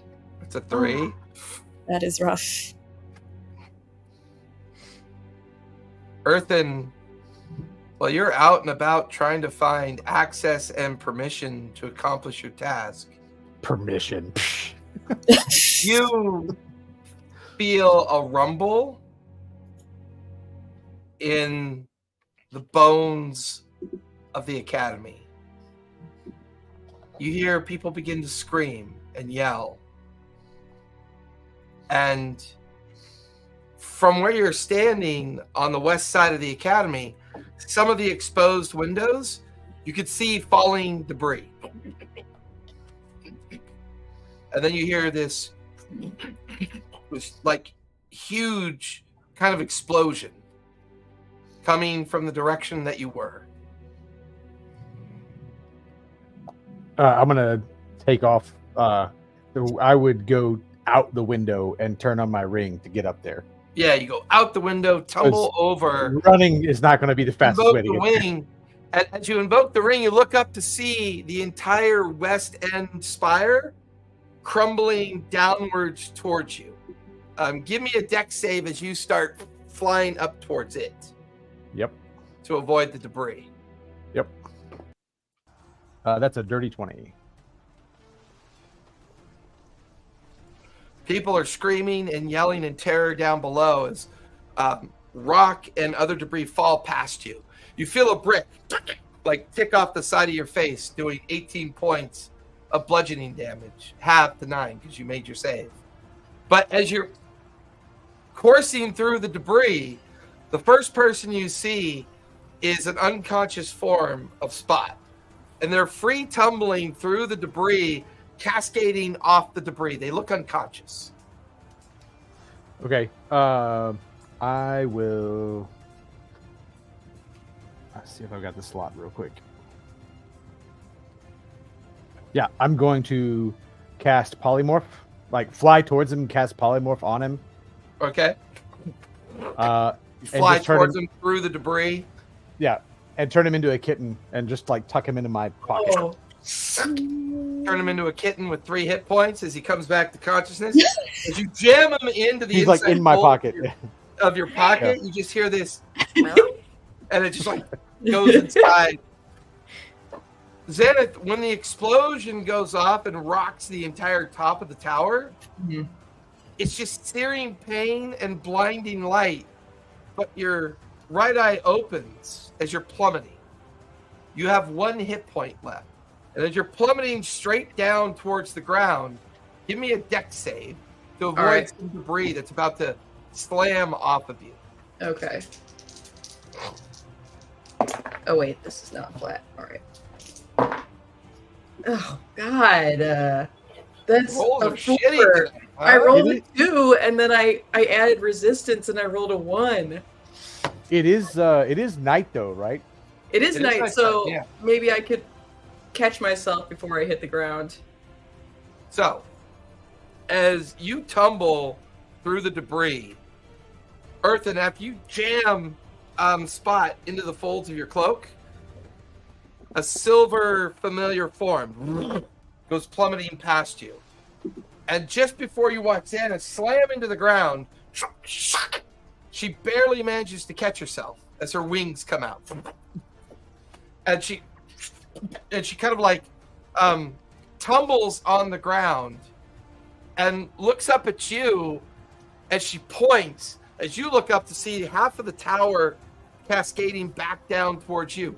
The first half you dodge, the second half is now slowly collapsing down towards you. And you can see Caleb's unconscious form, and Caleb is clutching on to Puck. Looking past Caleb and Puck, floating amongst the broken debris of the 6th story of the tower, you can see a darkened energy form of Puck. And they seem to have broken out of the restraints of whatever they were in and are now kind of beginning to fold and unfold the energy around them. And you can just hear this guttural It's laugh a year. emanating out from this person, this thing.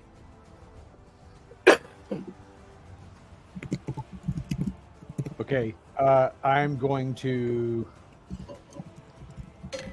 take Spot out of my pocket, the kitten Spot out of my pocket, Okay. and say, I'm sorry. I think you can catch yourself from this, and chuck towards like what's still standing of the tower, Okay.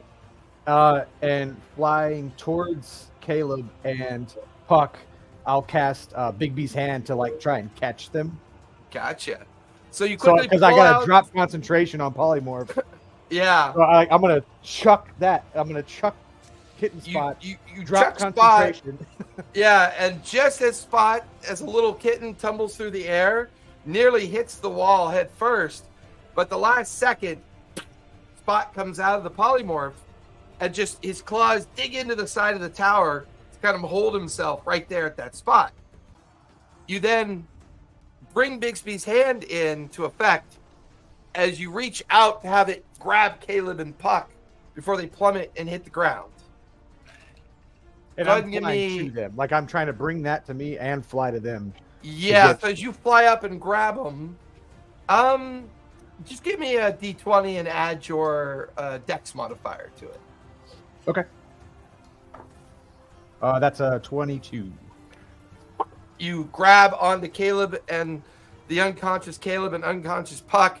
Bixby's hand descends down to the ground to set them down by Xanath. From your midway point, as the last of the debris is falling past you, the tower crashing down to the ground, and this creature hovering up above, you can see as if the physical space it occupies is beginning to unfold and turn into this weird kind of shadowy space around it. And it just continues to hold its arms up and cackle as if it's never been this free in its entire existence. This is not my plan, but I will make it work. As it's slowly beginning to bring its hands together and form a gateway spell. I'm headed straight for it. As you go straight up towards it, you're within about 50 feet of it. You have an opportunity because it's busy in the midst of a spell cast. Yep. I'm going to... Let's see if I have to touch.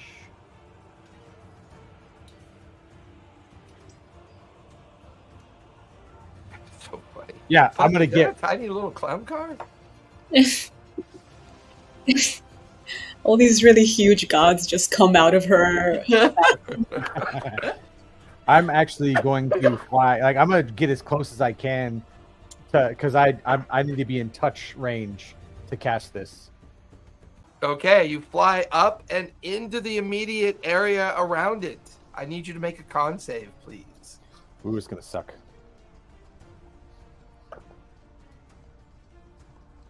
Okay, that's a 12. 12. You feel the necrotic shadowed energy of its form trying to both cast a spell and protect itself at the same time. You feel the Hadar tendrils of energy striking you as you get closer to it. They slam and eldritch arc into you. You feel necrotic energy bounce and crackle across the surface of your skin as you take 48 points of necrotic damage. Ouch. But you get through it and you place your finger on the arm of the creature. Yeah, I'm going to go for plane shift at 9th level. Where are you taking it? I'm sending it because I can use it as like a banish. Oh, that's right. Yeah. Plane shift can... So let me read it real quick. You can use the spell to banish an unwilling creature to another plane. Choose a creature within... Yeah, I have to roll to hit. I have to roll to hit, with my spell attack modifier, roll a hit. Oh, yeah, that's a good touch. Yeah. I'm going to burn a lucky point on that one because that was not a pretty roll. Okay, go for it. How about a... Hang on, back to the screen. It's a 24 to hit. 24 will hit. Will just barely hit. You realize because it was in the midst of a spell, it couldn't react to your touch. It feels the unfolding of the plane shift around it while it was about to finish the gate spell at the same time, and the two energies collide. There's a secondary explosion outward.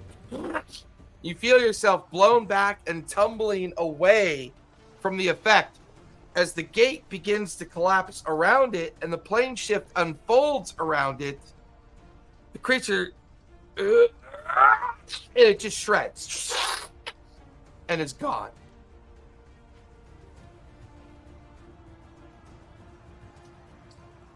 I'm immediately going to start looking around and seeing, like, if shit's still falling, I'm trying to get people out of the way. Yeah, you float down. There's no more debris falling. People have backed away from this end. The green blades and some of the Rexitrum guards are beginning to arrive. Caleb and Puck are currently unconscious on the ground. Alongside you, Xanath. But cleaning up to the fragmented remain of the tower about 30 feet up above.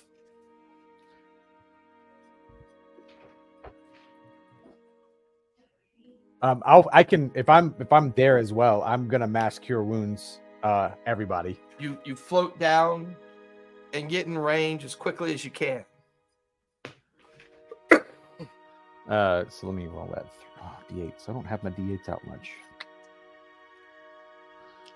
And my modifiers for this aren't great, but that's 13 plus 4, 5. Sorry, that's 18 HP for everybody. Okay. Including Caleb? Yes. Okay. Yeah, I can do 6, and there's not 6 of us. So. Xanath, with you standing alongside Puck and Caleb on the ground, Spot still up on the tower wall looking down, Earthen gets about midway, and you hear his invocation, and then the feeling of that mass healing effect kind of kick in. Mm-hmm. Caleb's eyes spring open. Puck, your eyes spring open as well. And you could feel Caleb holding on to you. And just like he wakes up and you wake up and he looks at you. Are you okay? What happened? Oh, my gods. He just gently kind of eases Puck up into a sitting position. And he just sits there and looks around. I am too old for this scheisse. Oh, fuck. And he just kind of flops to the ground, breathing heavily. Fortunately, the cat did not survive the explosion, but he could always bring it back later.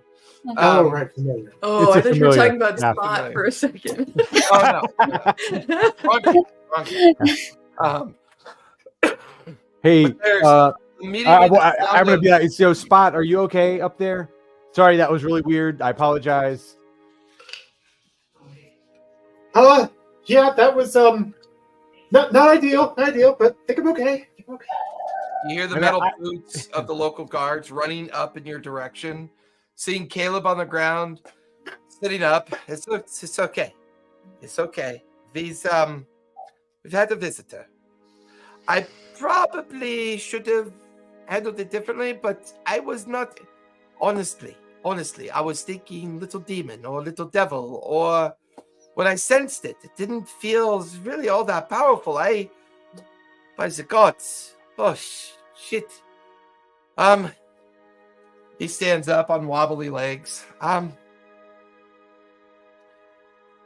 Buck, are you sure you're okay? I mean, we know the answer is not, but for now, I feel thankful that we found out now. So thank you for doing this very ill-advised thing. He kind of gets down in a squatting position and takes your hand. May I check for you? Just one quick check. You feel his mind kind of touch the surface thoughts of your mind, and then he kind of gently pushes through. And then within moments, he comes back out of his meditative state. It's gone. It is gone. I don't know when or how this thing latched onto you. When I sensed it at dinner, I thought maybe possessions by demons and devils can happen during times of weakness and opportunity, anger, revenge. I know of a man, well, he's not around much anymore. He's been dead for some time, but his name was Percival. Went through a similar situation when he was younger and fighting for his home. But it is gone, Puck. Your mind is yours now, but there is one problem. This is a significant problem. The spell I used on you to force it out, to bring you back to your true self. You would know it to be called true polymorph. I cannot impress on you enough. It is not the spell itself that's the problem. It's the way I manipulated it to force this creature out of you. You can't die, Puck, because if you die, you cannot be brought back. I see. It's an unfortunate side effect of the spell itself. It augments you and forces you to become who you were. But for it to work, it makes you who you were for a final time. I don't even think a wish spell would work either. Why would It you was do that without? It was the only way I could save her. If you thought it was a minor demon or devil, you thought it was worth making. Oh, her- no. True poly. It was. I was not intending on using that on it until I sensed what it really was. I was trying to remove a curse at first and preparing True Polymorph in case it was stronger, and it was the only way for me to save her. I thought the curse removal would work fine. But then, as soon as the energy touched whatever it was inside of you, it blossomed into a godly avatar. And that's when I knew I was truly fucked. That was my fault. That was my mistake. I assumed it was a lesser creature, a lesser functionary of sorts. But the only way I could keep that avatar from shredding you out of existence and becoming you, and becoming very dangerous, is I had to make you you again. It was the only way. Honestly, I have not been a fan of you since the moment I saw you, but thank you for doing this. I find that strangely cathartic, yes. I am going to go have some tea, and I am going to go rest. Wait. Yes. Xanth scried on one of the things we're chasing. One of the things you're chasing, I just There's- stopped the god from coming into the world. You'll have to be a little more specific. They're all related. There's Oh, well, did you that's say- terrifying. Did you say it was a lich, Xanth? I mean, That's it's right. Fun. okay. So this very powerful caster who is now a lich. It wasn't a lich the last 2 times we fought him. Is headed towards the Vale and my family. Truscan Vale. Yes, with Oh. 8 vampire spawn in tow. A lich is on its way to the Truscan Vale with 8 vampire spawn with it. What have you people been into? What are you doing? This is... Yep. I was thinking cookies, tea, a remove curse. I'm not telling you to take us there now. Just we still have about a day and a half to get there. But alert the Green Blades in the Vale. I can They help must with those cookies, have- by the way. They must be traveling at night. I understand, but I don't...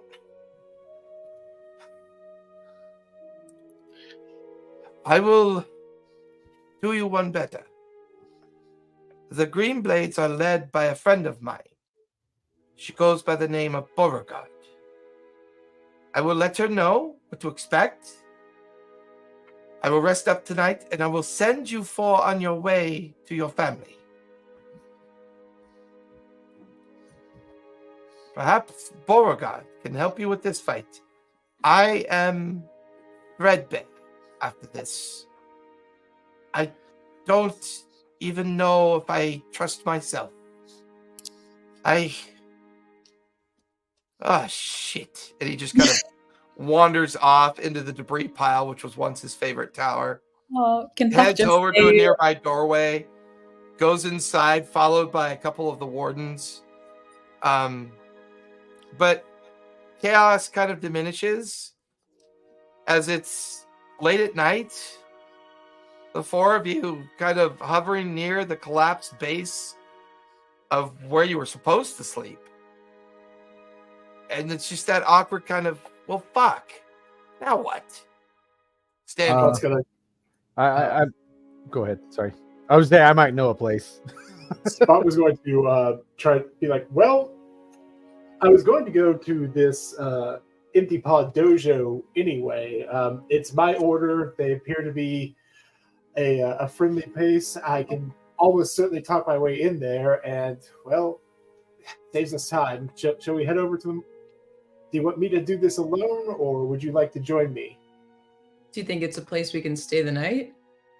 I would hope so. It's a monastery, or it's being used as one. Works for me. So The Okay. four of you kind of collect your tattered stuff, and you're, kind of exhausted and kind of on the edge. The four of you begin walking over towards the old Marshall district of Dwendal. I would at More least know how to importantly- get us there. Yeah. Not to the monastery, but I get to the district. Yeah, like you walk away from the candles.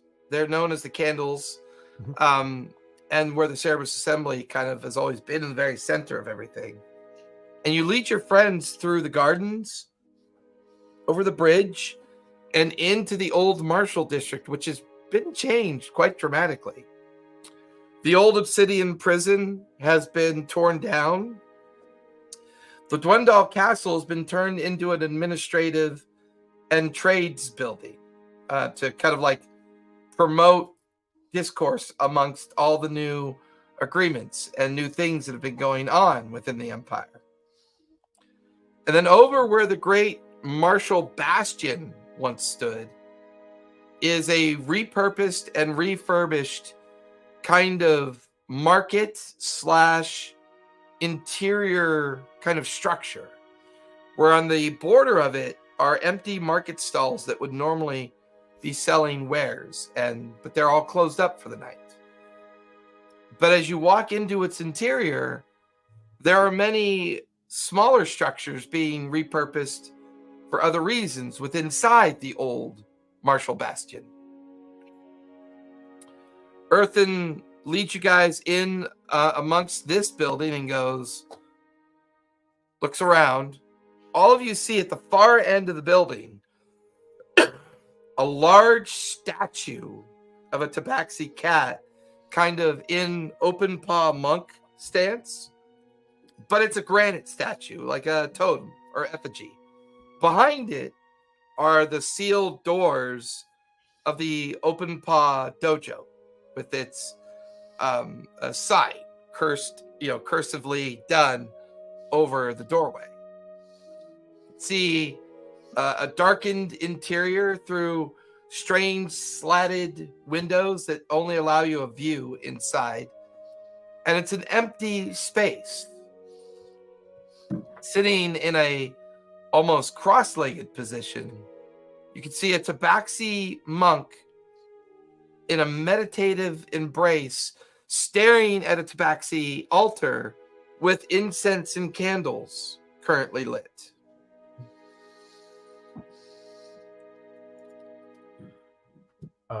So this was not here before, or at least I don't remember it.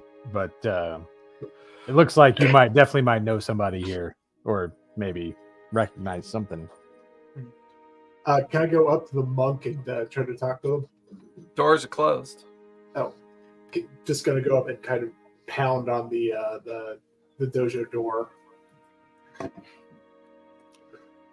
As you look through the slats, the monk was there, and then they're gone. Pound on the door again. The door creaks open slightly. As it creaks open, standing in front of you with cheetah-like spots and form, flat, rounded ears, wearing the brown and white kind of vestments of a master monk, bright green eyes staring back at you, blinking slowly and as if to come out of their meditation. Tabaxi, a human, a gnome, my, and if I'm not mistaken, a sea elf, are you not? Partly. You four look absolutely miserable. Would you like to come in? Have some tea? Thank you for your hospitality. Holds the door open for the four of you to come inside. It smells of incense and and like the fragrance of someone that was just in a meditative condition coming out of it. You then watch as the monk's paws come together and you feel kind of like a cool breeze pulse out from the monk. as all of you get 35 hit points back. Whew. That feels so much better.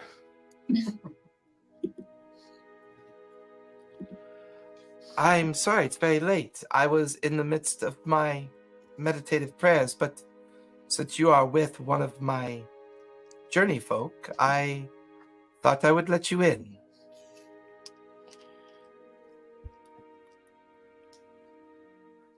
We greatly appreciate that. Our previous accommodation is kind of laying all over the candles. Oh, that's unfortunate. I hope no one died. I don't know. I tried my best to prevent it. I know at least a handful of them I caught from that. All of you look very tired. Are you okay? It has been a taxing day. Actually, It's been a taxing last few hours. Well, I've always thought a cup of tea and some crisps and cookies before bedtime have been helpful to settle the mind. Come, sit with me. Thank you. Greenwind kind of guides you over to some flat mats, and for long, a journey folk come in, another tabaxi swaddled in monk-like attire, but not as adorned as Greenwind's attire is. Thank you for your assistance. And the tray of tea and food set in amongst the four of you. They pour out tea for each one of you, handing a plate with a cookie on it to each one of you. Now, let's heal our minds for a moment. Take each other's hands, if you would, please. They're all... And there's that awkward moment where you're like, for fuck's sake. You know, just that. And you watch as Greenwind kind of smiles a bit. But then you feel a psychic energy begin to pulse from Greenwind's mind that immediately calms you down, soothes the agitation. Your mind clarity becomes clearer. A sense of tranquility permeates out from the energy of Greenwind. As you immediately feel the effects of a short rest, you feel your wounds restorative, your mind clear. You no longer feel any sense of exhaustion or being tired. You just feel calm and peaceful. They release your hand and you release each other's hand. Yeah, it's better. Now, is there anything I can do to help?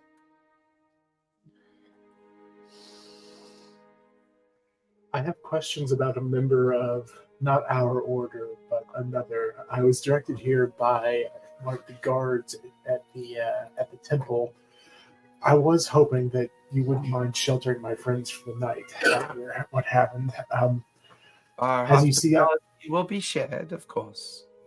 As you see, I'm a member of the same order. If there's anything I can do while I'm here with my friends to assist you and your acolytes, please let me know. Your vestments are confusing to me. While I know you're a member of our order, as the vestments dictate, I do not see the markings of your journey, of your challenges. What stage are you in within your understanding of our ways? I feel like I'm well along the path, but I could not tell you the exact point. Perhaps you can help me with that. And your mentor who guided you into our sect, into our order? John, She was not a member of our order. She was a member of the Way of Mercy, a Loxodon by the name of Yelijan. I am familiar with the Way of Mercy. I'm not familiar with that name, but that does not make it true or false. We will discuss your situation in the morning. For the rest of you, is there anything I can do for you? I just need rest. Of course. I think just a night of sleep. Yeah. Very well. He gets up, but you don't remember him getting up. You know what I mean? Like they just kind of are up on their feet without really unfolds himself. Yeah, it's very kind of cool and creepy at the same time. He calls over one of the journey folk over. It's another tabaxi that had served a tray of tea and cookies. You could follow me. I will lead you to your rooms. And all of you one by one begin to get up, but Puck, you feel a tug at your arm from Greenwind. Would you stay behind for a moment? I would like to speak to you.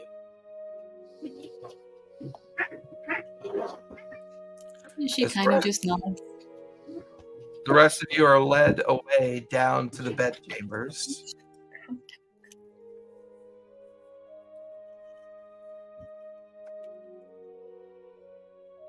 Are you okay, young gnome? It's been a long time. Your eyes tell your story. Your love for your friends is visible. But you seem perplexed, tormented,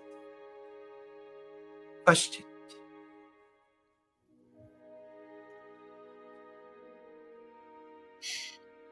I guess so.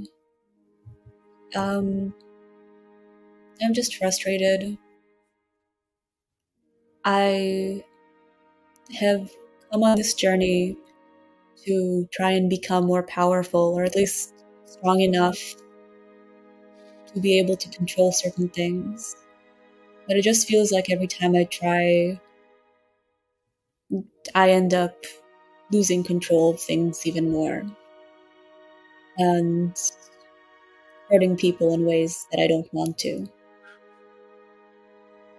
He gets a small smile on his face, nods his head slowly.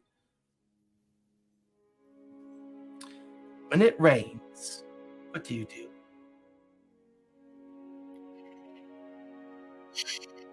And some rain I like, I stick it out. Some rain I don't. I go to a cave or something. But you never try to control it. Well, I like the rain being more powerful than me. That is an interesting way of looking at it. Power is a fallacy. If there's a beginning, there's inevitably an end.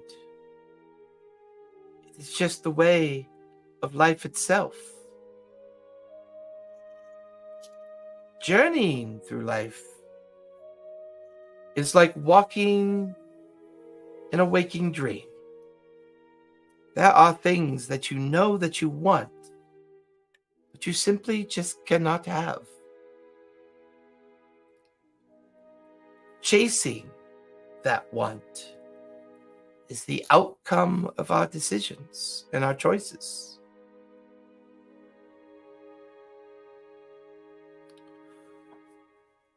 Power should not be chased. It should be discovered. Every time I discover a powerful thing, it offers me something. And I think I want to know more. I want to discover more. I want to see more. And there's a lot to see. And I've enjoyed my travels. Ah, But curiosity killed the tabaxi, an old saying of our people. I feel like I am very familiar with that saying. Of course, I understand. You wear the face of someone that's seen a lot and experienced a lot.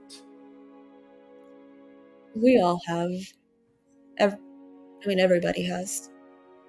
But I'm just tired of all those larger, more powerful things getting to make... I don't know. I guess I'm just tired. And we have a pretty intimidating foe in front of us.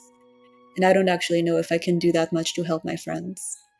So I guess I'm just gonna rest and find a new plan or think of something or do what I can. But thank you for taking us in. He kind of like takes you by your hands.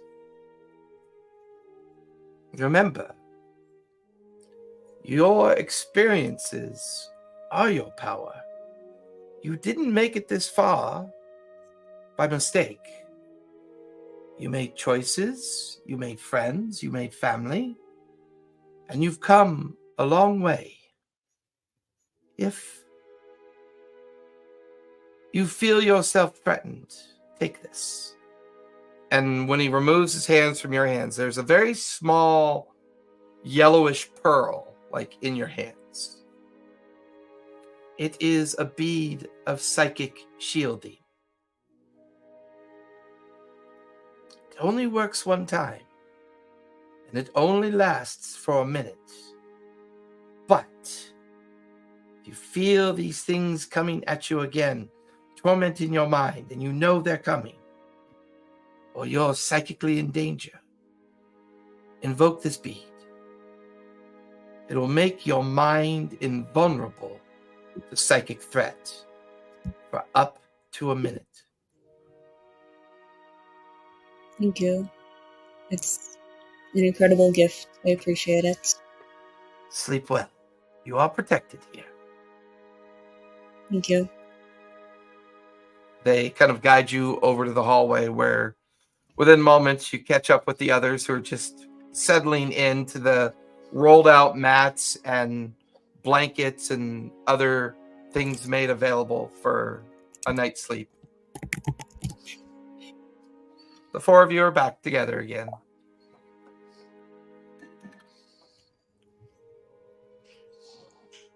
Puck will go to sleep now. Which is Puck just kind of walks over, just throws her pack down, and just goes right out like a light.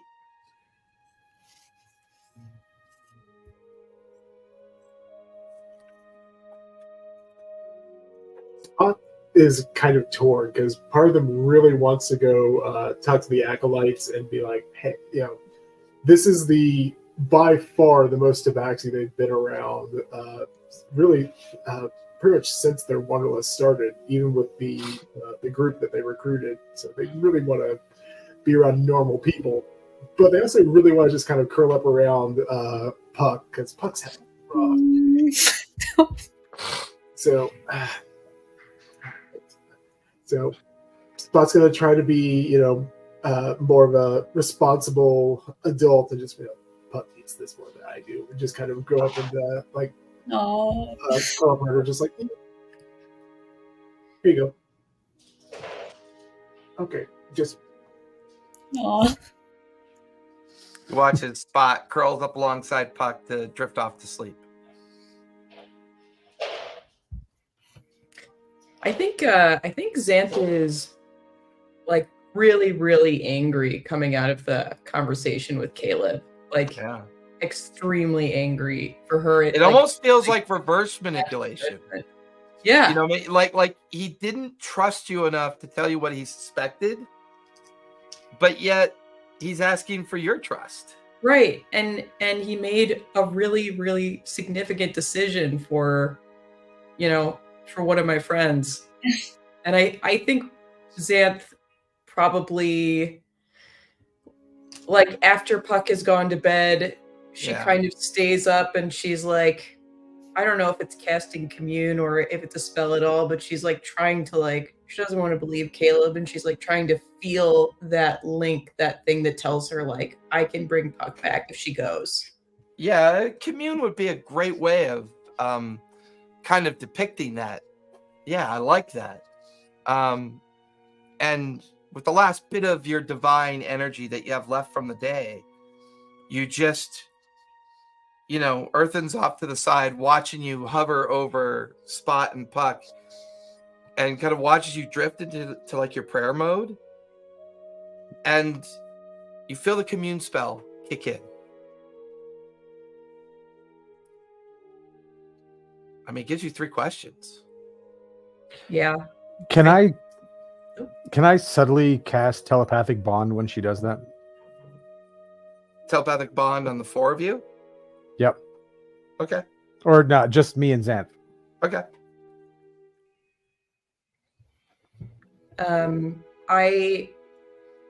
I think in my head I'm just thinking to Helm, can you still reach her?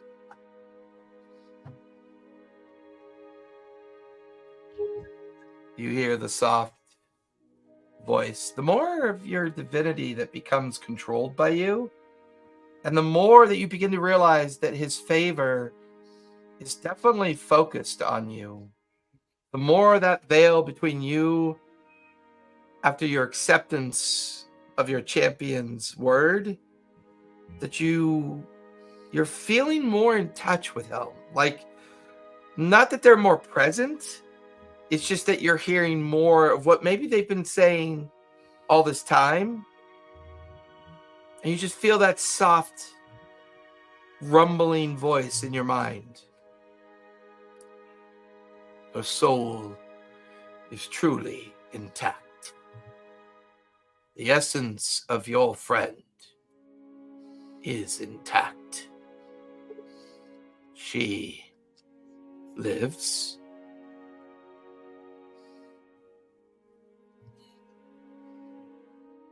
And if she died,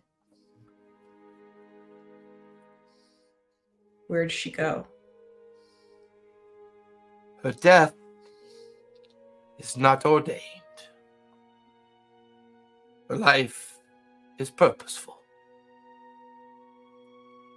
If she dies, well, with purpose, is that not a good death? She shouldn't have had someone else make that choice for her. None of us are ever given that choice. Had Sophia corrupted your friend, and its avatar form appeared amongst my children, the death and destruction would have been vast. Sacrifice now, or sacrifice later. Choice is an option left to those who succumb to their mortality.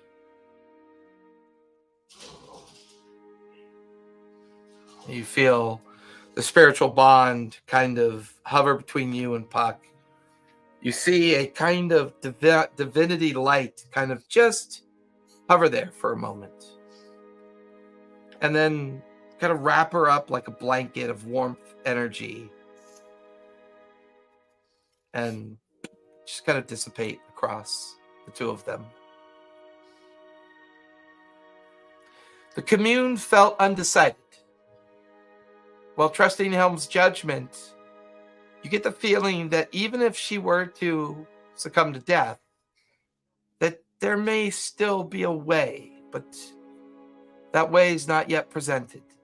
And you kind of absent-mindedly tryst at your champion's bracelet, thinking about Helm's words in your mind. Mhm. And you're lost in thought, thinking about those words. The end reaches us all at some point. Choices are for the mortal.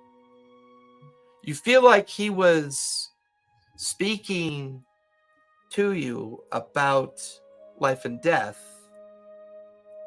but in the veil of his words, a kind of whispered warning about your own eventual choice that you'll have to make.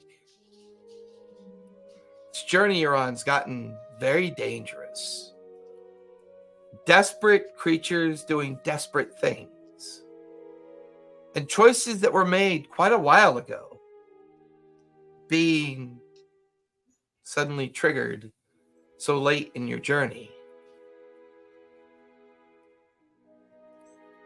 You just get this feeling that this final push, this final threat by Mason feels like a fate. He's got to know that Earthen and everybody's going to rush to the Tuscan Vale to stop this from happening. But that would presume that Alara either lied or is unwittingly part of a deeper plan from Mason. But either way, you know Earthen. And as you kind of come out of this meditation, you look over at Earthen, who's kind of off to the side.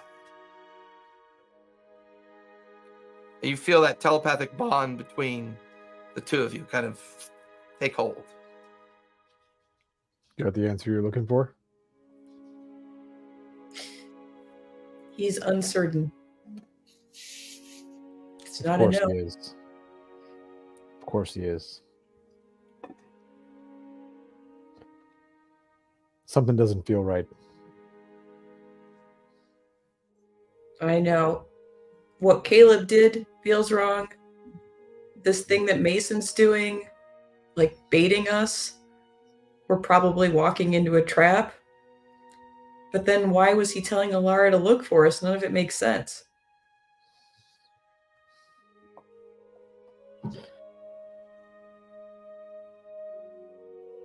I still plan to meet Ludinus before we make any other decision.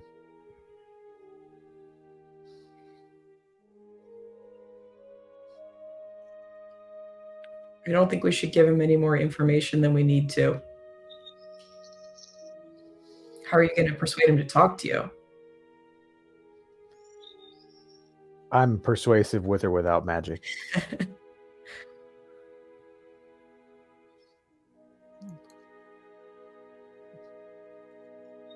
But pointy things pointed at people tend to help out sometimes.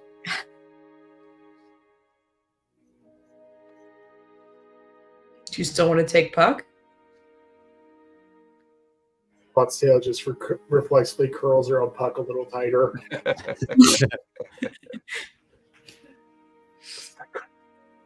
If we're in a cell, well, I'm assuming I'm not going to be in that cell.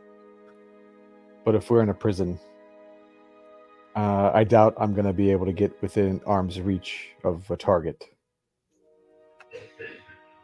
So, if something needs to happen at range, she seems the most likely companion to be there. It's fair.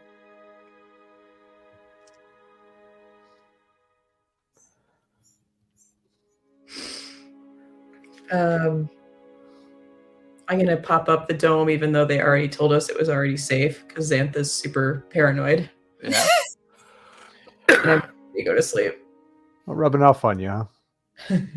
Just a little.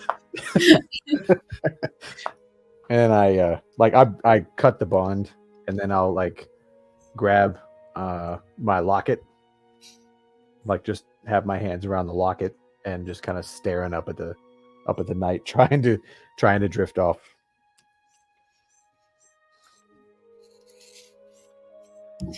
A decision and a choice are never something that is given or earned. Sometimes it merely happens or it doesn't happen. Whatever Devon did at that moment of his own weakness that brought about that brief possession into Puck's existence of the avatar of Zahir, that was an act of true desperation. A creature imprisoned so long that the slightest opportunity it saw, it took advantage of. Through the journey and decisions that your friends have made, Earthen, you are adrift in your own memories. Your memories swirl around you. The one thing that you begin to realize is that you're in a world of significant change. Your old world is gone. The reliance on how you felt about that old world is feeling challenged. Just in the breath of a moment when you thought you could finally let your guard down, Zenith reminds you of just how dangerous all these things are. Looking over at Spot and Puck, tightly curled together in a very protective way, Zenith already beginning to drift off into her meditative sleep. You have a new problem. You have two families. You have this one that you travel with, and the one that you've been protecting almost half your life. Girls about to become women, a wife that hasn't seen you in a very long time.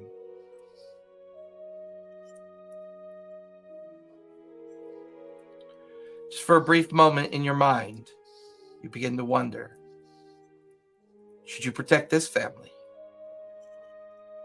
Would it be safer to travel without them so that you could take on this threat, this understanding of what you think is going on, so that you could be done with this thing once and for all? You feel certain that Ludinus is at the heart of this. He somehow is playing the long game.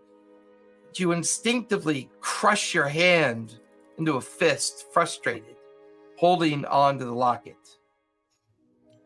Why didn't they just kill him and be done with it?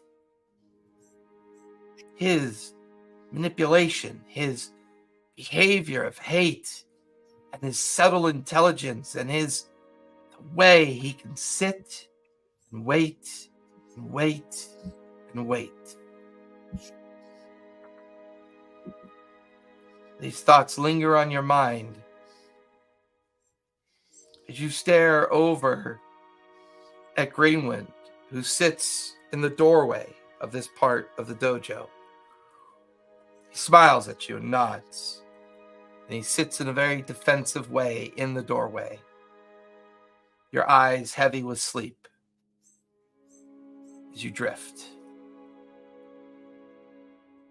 And that's where we're going to finish tonight, as you guys are going to get your long rest in, and then the following day, make some decisions, going after Ludinus, the feint into the Tuscan Vale, and all the fun things that come with that. You guys go ahead and linger. Everybody else, be safe, be kind, and don't forget to play a game, and we'll see you next week. Bye, everybody. It's almost like I got it right that time.